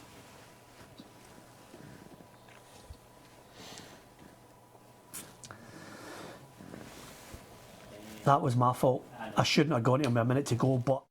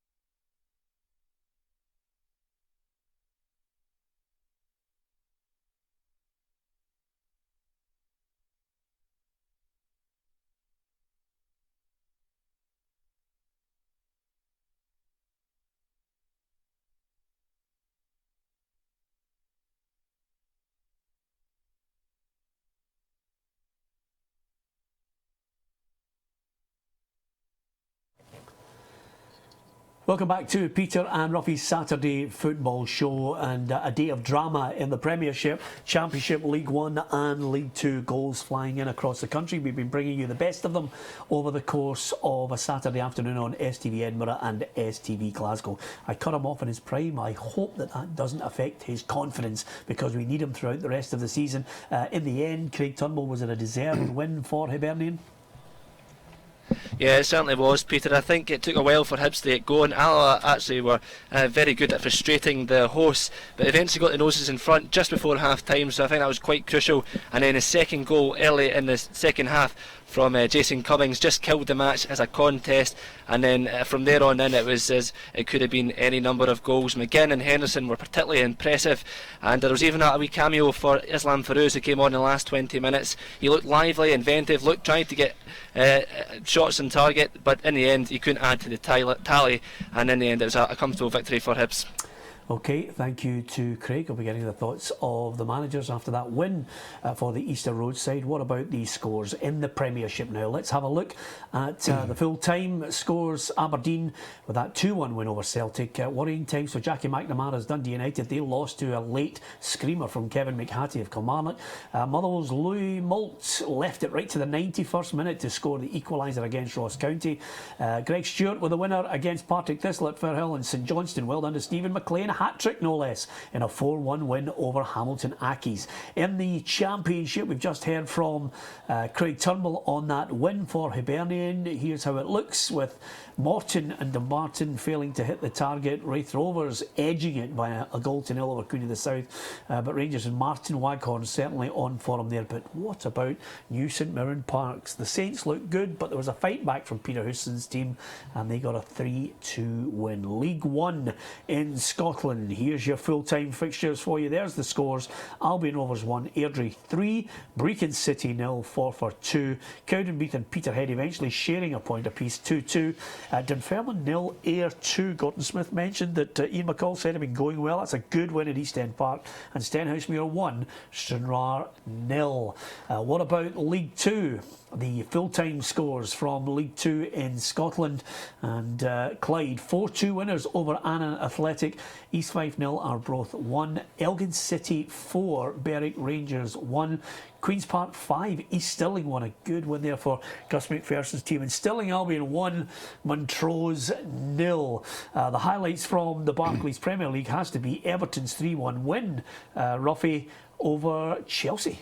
Yeah, I don't think any of us saw that coming. There's no doubt about that. You know, particularly with the quality of players that Chelsea have got. You know, Everton going through a stumbling time just now, but great for Stephen Naismith to get a hat-trick. I think that's the pleasing side of the whole thing, and it'll be interesting to see how Chelsea and the manager react to that. And if you're going to get a game and just snatch it, Manchester City know how to do that. Another goal win there against Crystal Palace away. That's a good win, Joe. Yeah, it is, and it keeps the momentum going. They're strong contenders for the title. They'll be pleased to see the likes of Chelsea getting beaten. You know, they would probably see them as our closest challengers.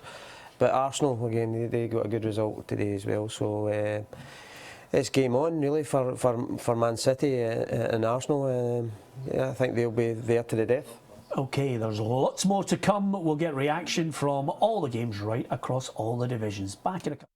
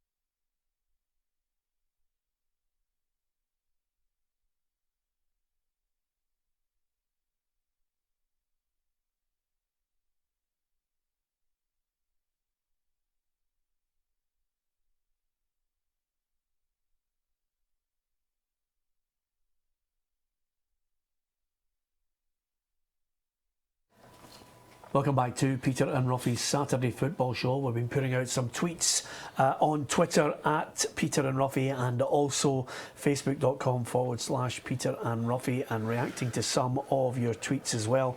Join in, give us your thoughts on your team's performance today. Are you angry with the display? If you're a Celtic fan, what displeased you about the 2-1 defeat? If you're an Aberdonian, then give us your thoughts on Aberdeen with that 2-1 win. Quinn with the winner overall. That was after 2 penalties.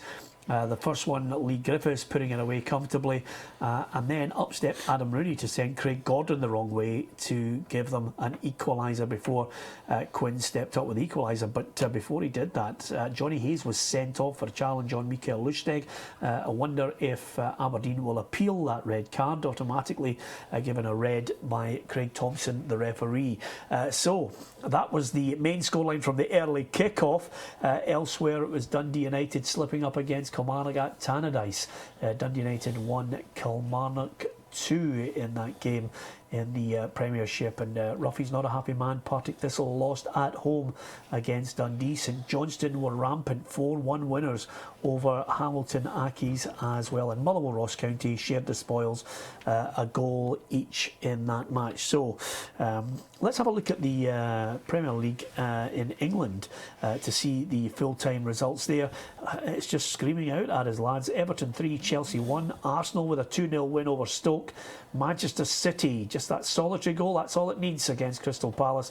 Good win for Norwich, 3-1 against Bournemouth. Watford 1, Swansea 0. I didn't see that one coming. West Brom 0, Southampton 0, and Manchester United against Liverpool. 5:30. That could be a tasty affair. Is there a scoreline that screams out at you, Joe, other than, of course, the Dons win in the Premiership?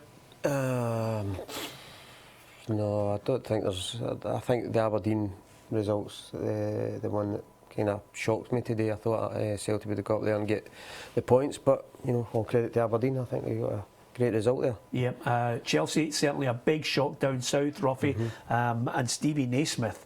Again, a great performance by him. Yeah, that's good when you see something like that happening. Obviously, for whatever reason, he was left out the Scotland team. I thought he kind of added a wee bit of freshness there, the style of play that he has. I thought we were lacking in that department.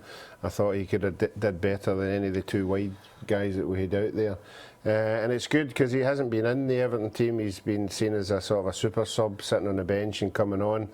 And when as you're a player, well, as an outfield player, when you're given the chance, to show the manager that you deserve to be in the first team and not sitting on the bench, he's grabbed it. And I'm sure he'll be starting the next game. Yep, always good to see Scottish players get hat-tricks in a very competitive league, and right now it's hard to believe it, but Chelsea's sitting in 16th place in the Barclays Premier League, and some people might look at it and say there's no way they're going to catch Manchester City even now, Gordon. Well, it'd be difficult, wouldn't it? I mean, they've got an 11-point gap between them and Man City, who are sitting top. But I wonder how Jose Mourinho is going to react to it, because, as you said, they're now 5th from bottom. They dropped 3 places today with Watford, West Brom and Norwich all going above them.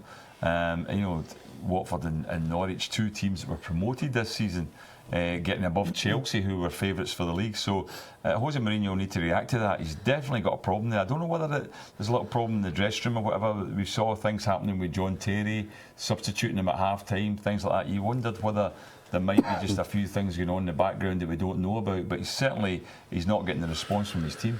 No, and I'm having a look at the table there, and amazingly now you've got Aberdeen with a game in hand, Roughie, who find themselves at the top of the table, 2 points ahead of Celtic. Yeah, and correct me if I'm wrong here, but I think the same thing happened last year. With Celtic playing in Europe. Aberdeen had a wee gap. I don't know exactly how many points it was, but there was a gap there, and that's why everybody kept saying, well, maybe this is the year. But unfortunately, they were going into games that you would expect them to win, and they were dropping points. And that's when Celtic obviously get back into the momentum, and obviously the game up at Pittodrie where they scored late on, and things started going away. But certainly, from the beginning of the season, and particularly with that game today, if I was in the Aberdeen dressing room, I'd be quietly. I wouldn't be coming out and shouting through the rooftops what I was going to do, but I certainly, within the camp, you'd be saying, look, here we are, look what we did last year, let's close the gap. Well, the big difference is this year, one thing has changed from last year that wasn't there. They've actually beaten Celtic. They lost 4 games last year, and now they have a win against Celtic. And as we've spoken about many times, that was a 12-point difference last year with the way the results went. And in the coming weeks, as I said, we've got the situation where they've got the game, as you said, Peter, 2-point lead, a game in hand. It's on Wednesday night against Hamilton, who were pretty disappointing today, obviously getting hammered in Perth. And Aberdeen, if they get the 3 points, they then go to Tynecastle next weekend. That'll be a crucial game for them, because Celtic will have the big match on Thursday in Holland. They've got to play that game and then come back and get things going again next weekend. So Aberdeen's got a little bit of an advantage that they'll be able to play ahead of Celtic. They might be able to build their lead, because if they were to say get a result against Hearts, they could possibly have an 8-point lead on Celtic before Celtic play that game. They've got their next game. Well, Celtic are in action against Dundee in their next match after the Ajax match, as you mentioned there. But over and above that, I'm looking at the top of the table. We expected Celtic, we expected Aberdeen. I suggested Hearts. I certainly didn't think we'd be looking at a table that had Ross County, Dundee and Hamilton in the top 6, Joe. No, it's a surprise. Well, Hamilton a couple of years ago, when Neil was there, he had been sitting there second in the league, and sometimes he was at top of the league 1 or 2 weeks. But it's early doors yet. But as Roughie says, can Aberdeen maintain their form? And I think the fear, they sent out a message today. The fear factor is no longer there. They've got their first win over Celtic, and they have done in a few years. So it's not there anymore. So they're there and they mean business. And I like Twitter because you get an immediate reaction to certain questions that are posed. Can Aberdeen win the Premiership? And of course, at that point, Jerry says no. As simple as that. Doug Brown says one word no, because they think the strength of Celtic will undoubtedly prove too strong in the end, although Robert takes a very different approach. He said, I certainly hope Aberdeen can win it. He says, because I'm a Rangers fan and I want to see Aberdeen win it. Of course, there's that fantastic rivalry. You can give us your point of view on it. George Williams says no on Twitter. Can Aberdeen win it? And if not, what would derail them? What are your thoughts on the game today? Should there have been more penalties than the 2 that were awarded? Should Johnny Hayes have been sent off? At Peter and Roughie on Twitter and facebook.com/Peter and Roughie. Worrying times. Tannadice, Dundee United. I look at the table and I say to myself, okay, we've all already looked at Partick Thistle and discussed the fact that there doesn't seem to be goals in the team, but I certainly wouldn't have thought that Dundee United would be in free fall once again at the bottom, and their record now of wins since last season to this season is poor, guys. I think everybody gave Jackie the benefit of the doubt, obviously in the light of what happened at the end of the season. They were on free fall at the end of the season, but when the season's over, you say, right, okay, it's a new season, let's regroup, let's bring some players in, let's put the players that have left out the road, and then start again. But as you've just said there, it hasn't happened. It hasn't happened at all. Obviously, they brought in the boy Mackay, who hasn't scored yet, but certainly the quality of players that they lost, not just the players that we keep talking about, but players at the back as well. And as I kept saying, the mainstay of the team was Rankin and Payton. They were the linchpins of that team. They were in there every week, first 2 names. They're not there either. So, the whole place is in disarray. And when you read out the team at the beginning of the show, there was some of these names I didn't even know. So he's obviously decided that we've given you all a chance. These boys here are going to get a chance now, and it's just not worked for them. Well, the stats are, you take last 25 games for Dundee United, how many wins do you reckon? 4. Correct.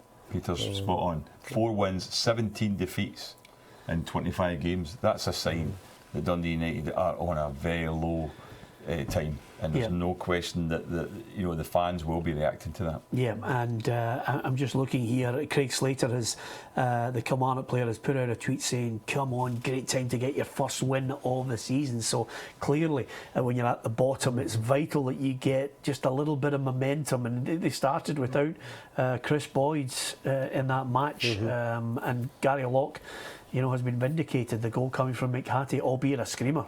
Yeah, I mean, it's, you know, I watched Kilmarnock quite a lot last year, and you know, they were just stopping and starting quite a few times, and you know, they couldn't get any momentum or any results or run of results, but you know, they'll be delighted to get their first win. I see it's Kilmarnock and Dundee United who have got their the goals against ratio is, you know, the highest in the league. Kilmarnock have conceded 16, Dundee United have conceded 14 with only 7 games played. So, you know, they are where they are because, you know, they need to, that tells it all. I mean, you'll have to tighten up at the back and cut out all these silly mistakes and start getting wins. What did Partick Thistle do, Roughie? Well, I don't think he's got a lot of budget to play with, you know, even when January comes, you know, I think he'll have to continue and go with what he's got. You know, they did it last year for the long part of the first half of the season.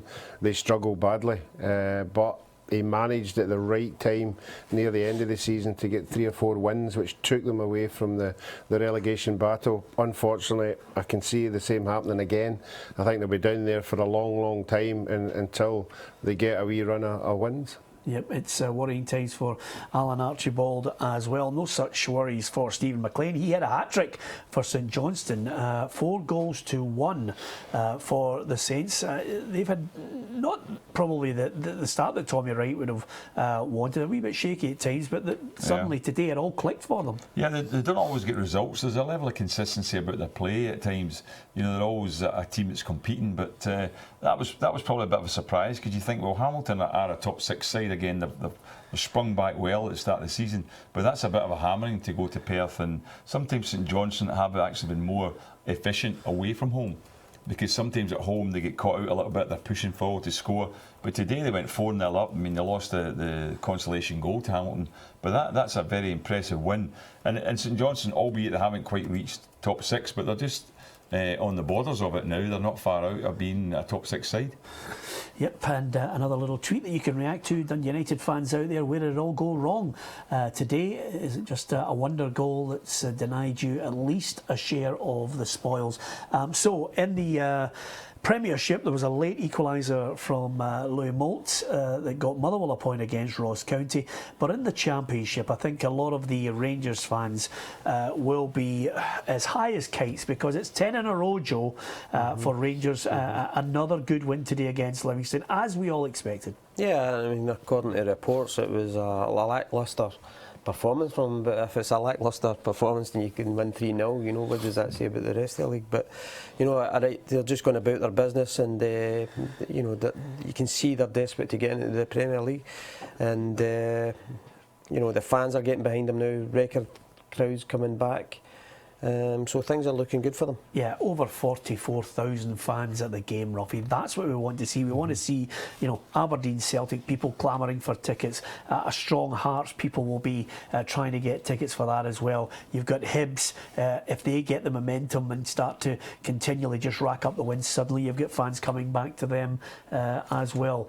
Fans will respond if they're seeing the quality football on the park. Yeah, but it doesn't matter what club you're at. You know, if you're giving the fans, obviously winning is very, very important, but if you're giving them a style of football that they like going along to, fans are no different from anybody else. You want to get up in the morning, you want to look forward to going to the game, and when you get there you want to be entertained. But I think you're right in what you're saying there. You want to go to a football park with a bit of atmosphere. No, you want to go there. You don't want to go when there's empty terraces and there's no atmosphere. So certainly the clubs that are the Hearts, the Rangers, obviously Hibs as well, Celtic, the clubs that have got the supporters there, it must be great to play there in front of 44,000. Yeah, just on the point there of the big win today for Aberdeen, I mentioned there was an Ajax scout watching the game. Joe, I don't think it would have taken a rocket scientist to go back and just basically say, listen, just launch that ball in there. Yeah. They won't be able to handle it in the centre of defence. Oh, definitely. They've got defensive problems. They've been leaking goals since the start of the season, and it's something they'll need to do. And, you know, Ronnie Dyler said that, you know, they're losing cheap goals from free kicks, you know, set pieces. So he needs to do something about it. You know, because you're coming up against European opposition, before you know it, you'll be out of Europe if they don't do something about it. So, you know, the Ajax scout who was there today, he'll be taking notes. He'll go back, and as you say, he'll just tell the Ajax lads to get the ball into the box and attack it. They're not the Ajax of old, we all know that. I think Ajax, like Celtic, suddenly find themselves in an area where they have to try and develop their own talent, sell them on. They've been a club that's been able to bring a lot of players through their academies over the last, 3-4 decades.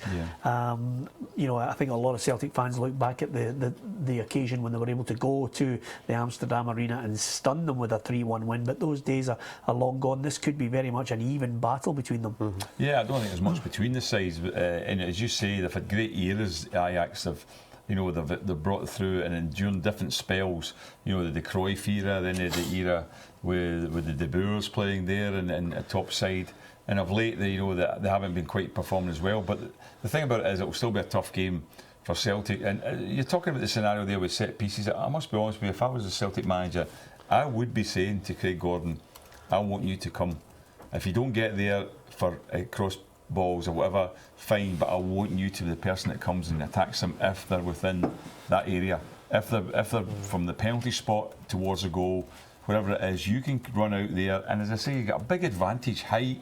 He spring, he can jump, he can use his arms, he can get up to about 10 foot tall, Craig Gordon, if he jumps. And no other player can get near it, even if he's just punching the ball away or come out. And I know Roughie says that you sometimes get people blocking you and all that sort of thing. He's got the strength to get there, I think. The ball, I think if it's into the 6-yard box, then you're looking for your keeper to take it. But I think they've got to. I think there's a bigger problem. I think they've really got to address this zonal marking and basically I think they would just go back to basics and start getting players attacking balls and putting in a challenge, because it's been cheap goals that's been going past them.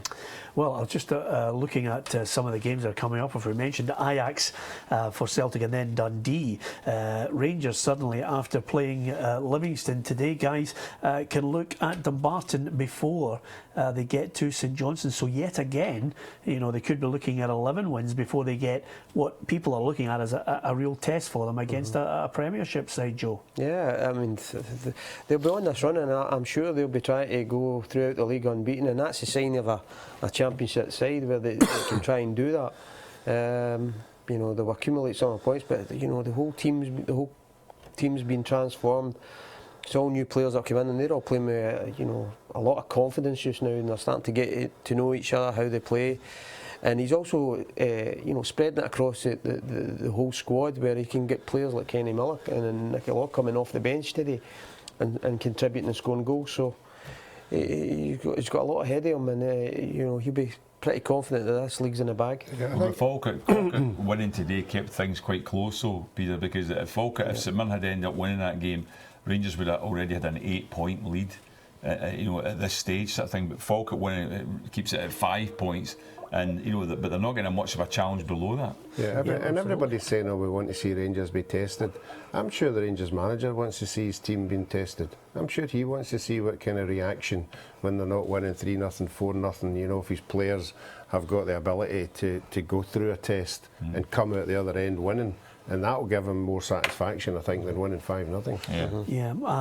Listen, a lot of people tweeting in, and G on Twitter, what's the problem with Dundee United? And it's just quite simply, as far as Dundee United fans are concerned, selling their best players, Roughie. Yeah, I mean, you can go through them. Even when the boy Ryan Gold left, we never really stood up and went, well, that's bang out of order. Because it's a young boy, ability, and they went away and they got X amount of pounds. But you would have thought that X amount of pounds that they got would have been enough to safeguard the others, because they were telling us, we're in a great financial state, we've had loans that have been, honoured and all that kind of stuff, and then all of a sudden we've had bids that we can't refuse. But that's when Jackie McNamara would be obviously champing the door and saying, look, you let the boy Ryan Gold go, we've got X amount of pounds. What am I supposed to do? You're getting rid of another. I know you even put the boy Robertson into the equation as well. Well, they've sold 5, I think, at least, haven't they? At least 5, I can think of. 3 to Celtic, Robertson and Gold, but they've brought in great money for them. And a lot of the people have to realise clubs need to do that as well. It's only a question of whether the replacements you're bringing in are of a standard that you can actually let the people go. That's the problem. I always like to highlight goal scorers. They are fans' heroes, especially when you pop up with late winners. And I think John Baird, who's been a guest on our show, will be delighted tonight. He popped up with the winner. It was St Mirren, who looked as if they were going to get all 3 points there. But then a fight back from Peter Houston's side, and John Baird with 2 in that match. Luke Leahy with the other one. But 3-2 it finished to the Bairns. And again, I'm just looking there, guys, at who is the closest team to Rangers. 2 points behind Rangers. It's Falkirk. Yeah, I think sometimes the expectations of a new season is very difficult to take in, but I thought the performance of Falkirk in the Cup last year was impressive, and I was sure the players would step up for that. I'm sure the manager would be saying to the players, look, you've had a wee taste of this, look how far away you were from actually winning this Cup, and this is where we're going. And I'm sure he's carried that on at the beginning of the season, and the players have a belief that they will obviously not win the championship, but they will be in the four. Yep. For the playoffs. I'm going to read out more of your tweets and of course some of the messages on Facebook as well. We've got every area covered here if you want to give us your thoughts. Facebook.com/Peter and Roughie, and also at Peter and Roughie on Twitter. Lots of people giving us their thoughts. Of course, if I was going to avoid betting money on any team, it would be certainly in League One. Joe, I can't split them. Forfar and Ayr 13 points, Dunfermline and Ayr Reunions on 12, and Stenhousemuir not too far behind on 10. Yeah. I mean, I spoke to Rob Douglas a couple of weeks ago, and he says they're going great guns, and you know, they've got an experienced side. Dick Campbell's been, you know, he seems to do it year in, year out, where he always gets a good side together. But you know, great result for Ayr today against Dunfermline. I think that was also a shock result. Yeah. So you know, Ian McCall will be very pleased with that result today, particularly away from home. Yep, I'll tell you. We will indeed look at all the tables coming up very shortly and give you an indication of how your team are placed. It's still early days. Some people will look at some of the full-time teams and reckon that they'll make the real surge. Could Dunfermline do that? Of course, in the League Two, I think it was a really good win today, Roughie, for Clyde at home to Annan 4-2. Yeah, we had Barry in the show, and we're having go through the experience of last year. He was trying to play football the way he played football himself. Discovered that wasn't the way. They were winning 1-0. Not being able to see out games. There was a lot of teams with a lot more strength and power with the experience of playing in that division. So he's quite rightly changed his tactics. He's brought in players that have experience trying to get out that division, and it seems to be working for him. I mean, sometimes it's not pretty, but 4 goals is 4 goals. You know, if you're not playing pretty football and you're scoring 4 goals, you're doing something right. Yep, Elgin, Clyde, Annan tucked in behind them, as well as Berwick Rangers. It's a good division there. There's only 2 points between first and second and third and fourth in that division, and then just Montrose, East Fife and Queen's Park a further point behind, Joe, and that's what I made as the point earlier on. These are the games in that division that you can't call at times. Yeah, as I mean, teams will take points off each other, and it's all about battle. There's not really any consistency to that division, and it's you know, Barry will probably lose games as well, but it's all about consistency with teams, and but it seems to be a league that, you know, every team will battle whenever they fancy it. You know, it's just a difficult one to predict at times. Yeah, Stephen Brown has given us a question. He said, guys, I've been having a conversation online with my mates to see what the best Scottish 11 players who've played in Scottish football would be out with Celtic and Rangers. We'll need to get our thinking caps on that for midweek, Roughie, to try and come up with the best Scottish 11 that haven't played for Celtic or Rangers. Wow, we've got a goalkeeper anyway. Yeah. Let's just all write Rough down at the moment. Wait a minute, you played for Celtic. Played for Celtic. You keep telling me that doesn't count in 5 games. Well, I know, but to be honest with you, you're making a living out of it, so 5 games is 5 games. Probably need to be Leighton, wouldn't it, for goalkeeper? Yes. Yeah, that's a good shout, actually. Yes. Yeah, Jim Leighton would almost certainly be there, and I would be I would be gobsmacked if you know, the likes of Ray Stewart wouldn't be in there as well. Miller McLeish. McLeish and Hansen, maybe. Yeah, Hansen. yeah. Why don't we just pick the entire 11 from Aberdeen, excluding 83 seconds. yeah, excluding John Hewitt and Mark McGee.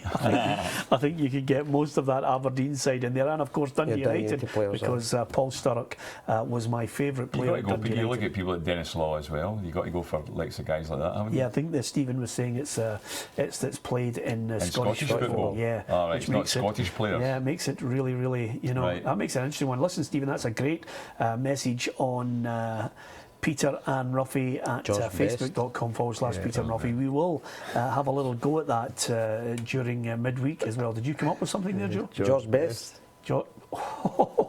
Joe, that is yeah, absolutely. Forget about every other 7. George Best is almost certainly in there. Henry Larsson. If you're going to go George Best, you're going Henry Larsson. No, I don't think you understood the question. I'll mention it to you again. Stephen saying can't have played for Celtic or Rangers. They can't have played for Celtic or Rangers.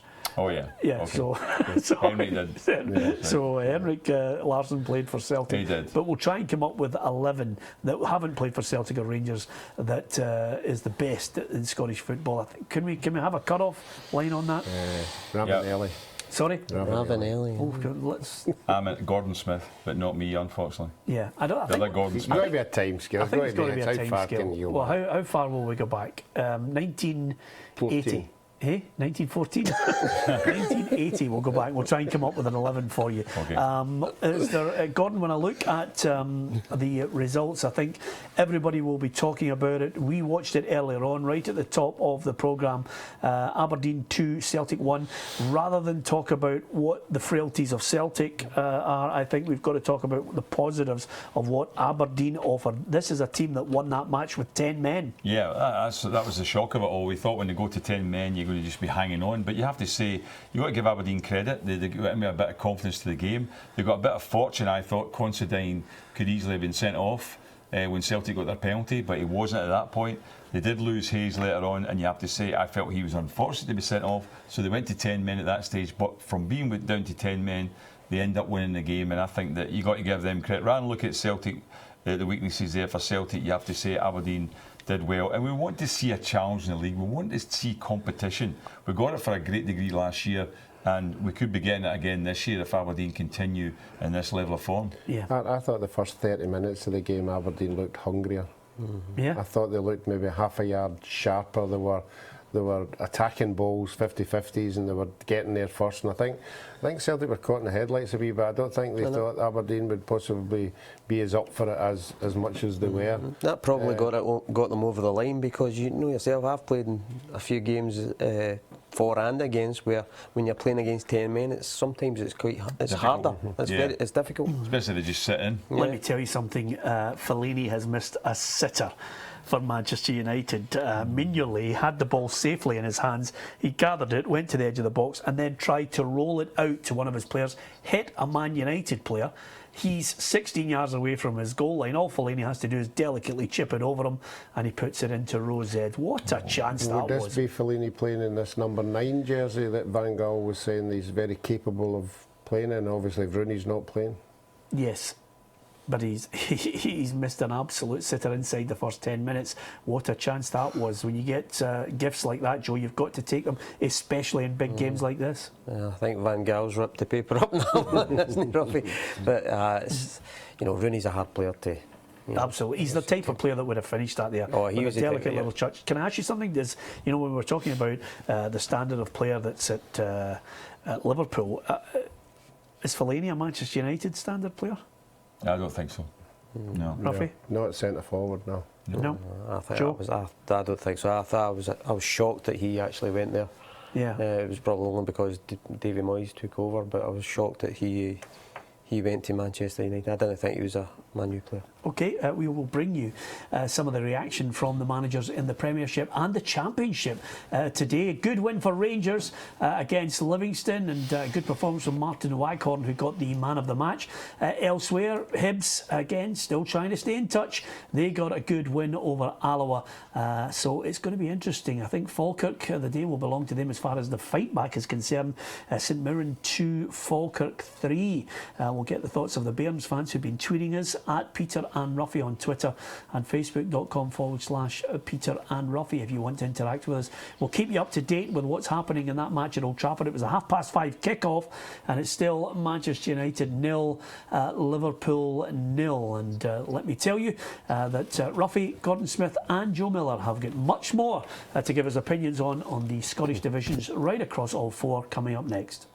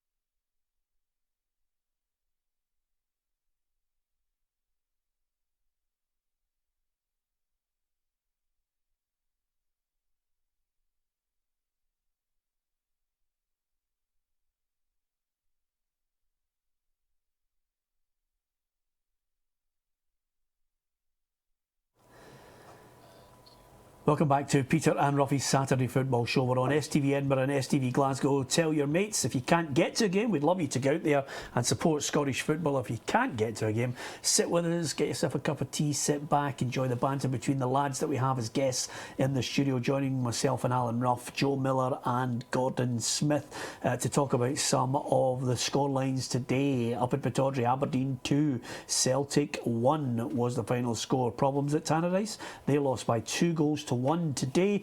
There you can see it in the Premiership. A late equaliser from Louis Moult for Motherwell.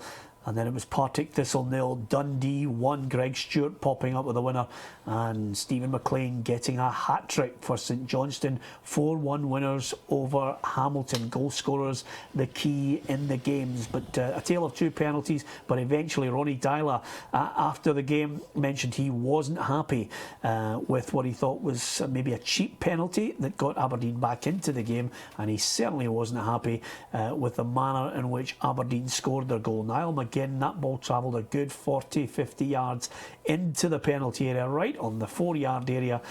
Paul Quinn stepped up and just side-footed the ball past Craig Gordon in the Celtic goal, and that secured the win. And they had 10 men on the field, the Dons, because Johnny Hayes was sent off for a tackle on Mikael Lustig. So the Aberdeens will be happy about it. Aberdeen fans will certainly be happy, and there will be questions, and I think it's going to be a tough week for Ronnie Dyla to try and lift the players, Joe Miller, again for Ajax on Thursday.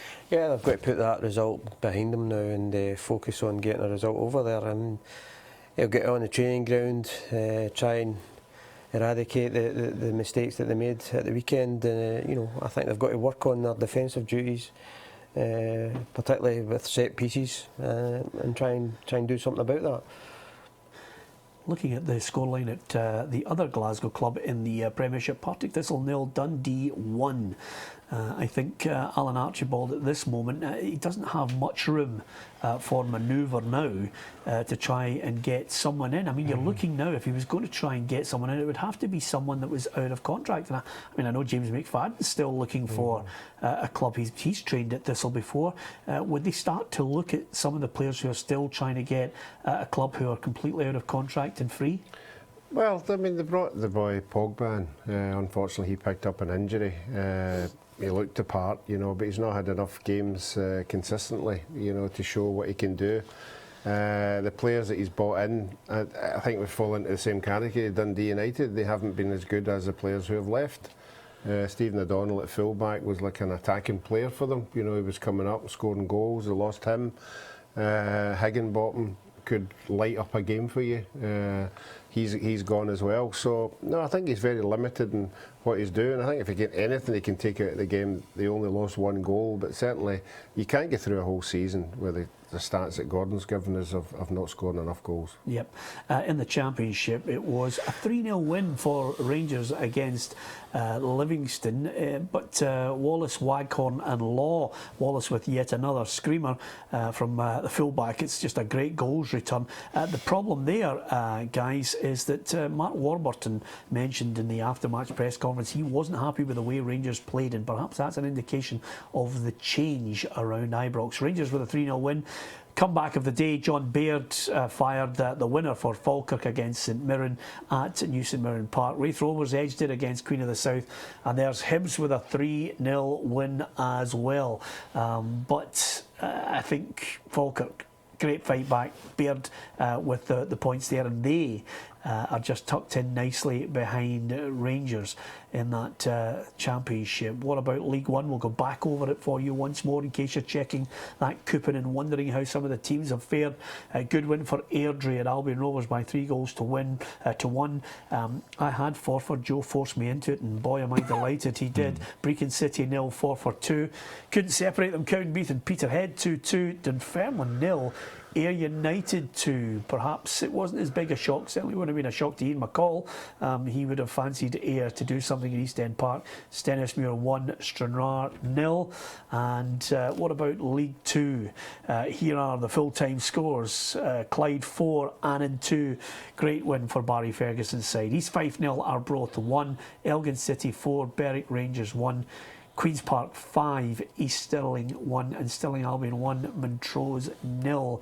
I think the Clyde result sticks out because it elevates them into that top 4 positions. Roughie's just tucked in second place. Yeah, and if you're Barry Ferguson, you know, you want to see a bit of a progress, and certainly that as a division I think will be up and down. I think a lot of the teams will all share that lead, but I think it'll be the team who can stick maybe 2 or 3 wins together, you know, and just get away from the rest of them while they all cut each other up. Gordon, what do you think of Mark Warburton's comments? I think that really is an indication that he's not going to let the players just think, oh, it's a 3-0 win, we're not going to be criticised. I think he's quite right to do that. He's very concerned about how they perform, not just about results. Excuse me, and that's always a good sign that somebody's interested in both sides of it. You're happy to get the win. It's 10 wins in a row, but he's critical of his team today because they haven't performed as well as they can, haven't performed as well as they've been playing, because he'll want them to keep that momentum going, because he knows in 2 weeks' time they've got a really hard game against St Johnstone,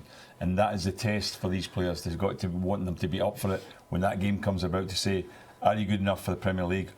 Which one of you players will I be keeping when we go up a division? Because that's what they've got to prove when they play against the bigger teams. That's the test, Roughie, in that cup game. Yeah, it is a test, there's no doubt about that. They've got a home advantage, which will be good. They'll have 44,000 supporters there screaming them on. And it'll be up to St Johnstone to perform that day. But yeah, well, these are the kind of games that the neutrals all keep saying, well, let's see how you do against a Premiership team. So that'll lift their game as well.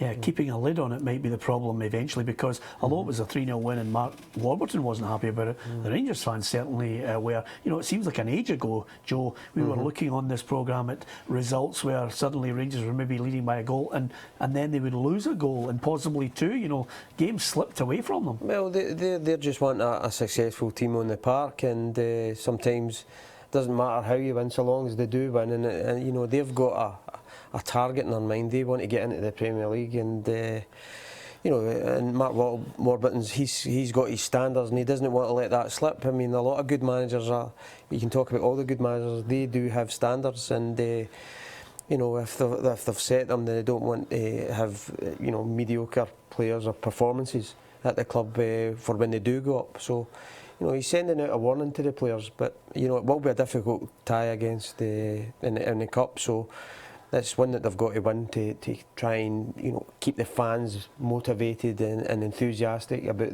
what they're trying to do. And if you're going to highlight why the fans are getting excited, Gordon Smith, there are goals right across the pitch. Tavernier can score. Wallace is scoring regularly. Nicky Law scored. Waghorn got man of the match today and scored in the game as well. Some goals as well. Exactly, they're all chipping in now. There's a threat from everywhere across the park. That's it, and that's why I think that he'll be looking at the individual performances today and saying, look, there's competition for places, you have to perform well, and that's why he'd be very concerned about it. And I think it's right. Joe's right. If a manager sets standards, then despite the fact that you win, you're as well coming out and saying, and it's a good time to actually have a go at players if you've actually won the game. It makes it easier to have a go and say, that's nothing like what we can perform. We didn't do well enough today, didn't work hard enough, and have a go then, because then the players will realise then it's not just about winning. It's about the standards you set in terms of how you play, how you perform, how much effort you put in. And let's not forget the on-loan stars, Zillerman and Odua as well. I can tell you it's still Manchester United 0, Liverpool 0 in the Barclays Premier League. Of course, Roughie, you, me, head-to-head today. I wonder if you've extended your advantage. Let's look at our predictions and see exactly where we are, because I get the feeling that you... Oh, look at that, Roughie. You have absolutely obliterated me today. Look at that, 49 plays 67. I don't think there's any way back under normal circumstances. No, I think we said that. You got a zero today. I get a big fat zero. I didn't get anything there. Roughie, I would concede under normal circumstances, but because I know that you'll have a few good nights out and not really pay attention, I could come back. But look at that, 3, you got the 5 for the Motherwell Ross County, you got the 3 for St Johnstone against Hamilton as well. You're just on fire. These are all predictions, and you got some good points today, Roughie. Yeah, but as you know, it comes and goes. You know, just to let everybody know that our own predictions, we had 3 correct out of 8. 3 out of 8. Yes, well, I think we've got to warm up and start to get better at it. When we pick them, we're hoping that everybody benefits from our predictions. It's all guesswork. He didn't give us enough time, did he? He made us rush it. Yeah, probably. Maybe a bit more time. What are you doing for next week? Yeah, exactly. I think out of them all, I don't think. I mean, I'm looking at some of the results that we had to pick up on. I think we must mention St Johnstone. We haven't mentioned them today as well for their good win. Stephen McLean with a hat-trick, Joe. Oh, definitely. It's a great result. And it's good for them to go into the cup match as well. So, they'll be able to... they had a good season the past couple of seasons getting the cup runs, and this is what they want a wee bit of momentum now. and a good runner comes, because they're a good club. Yeah. You know, and a good manager there, and he'll be wanting to build on that result today. Yep, and I've got to mention one of your sides, Roughie, Hibernian, 3-0 win. Alan Stubbs will be happy with that. Farouz comes on. We'll get more of an indication of how good he is over the forthcoming weeks. Yeah, well, he'll be hoping he'll get the same impact as the Rangers boys have from the boys for Arsenal and Spurs. They'll be hoping that he's coming for Chelsea, you know, and he'll bring the same kind of skill. Okay, what an afternoon it has been. It started so early at Pittodrie. It was Aberdeen who got the win by 2-1. That, I'm sure, will dominate the headlines tomorrow. Will it now get to a stage of hysteria? Can Aberdeen win the title? You can give us your thoughts throughout the week. We'll have special guests on talking about the scorelines. We'll also look ahead to Celtic's Europa League match against Ajax on Thursday. But I think the day belongs to Paul Quinn. I don't think anyone would deny him the big picture on the back pages of the Sunday newspapers. He got the winner, 2-1. Aberdeen are top of the table. Thank you very much to everyone for watching. Good night.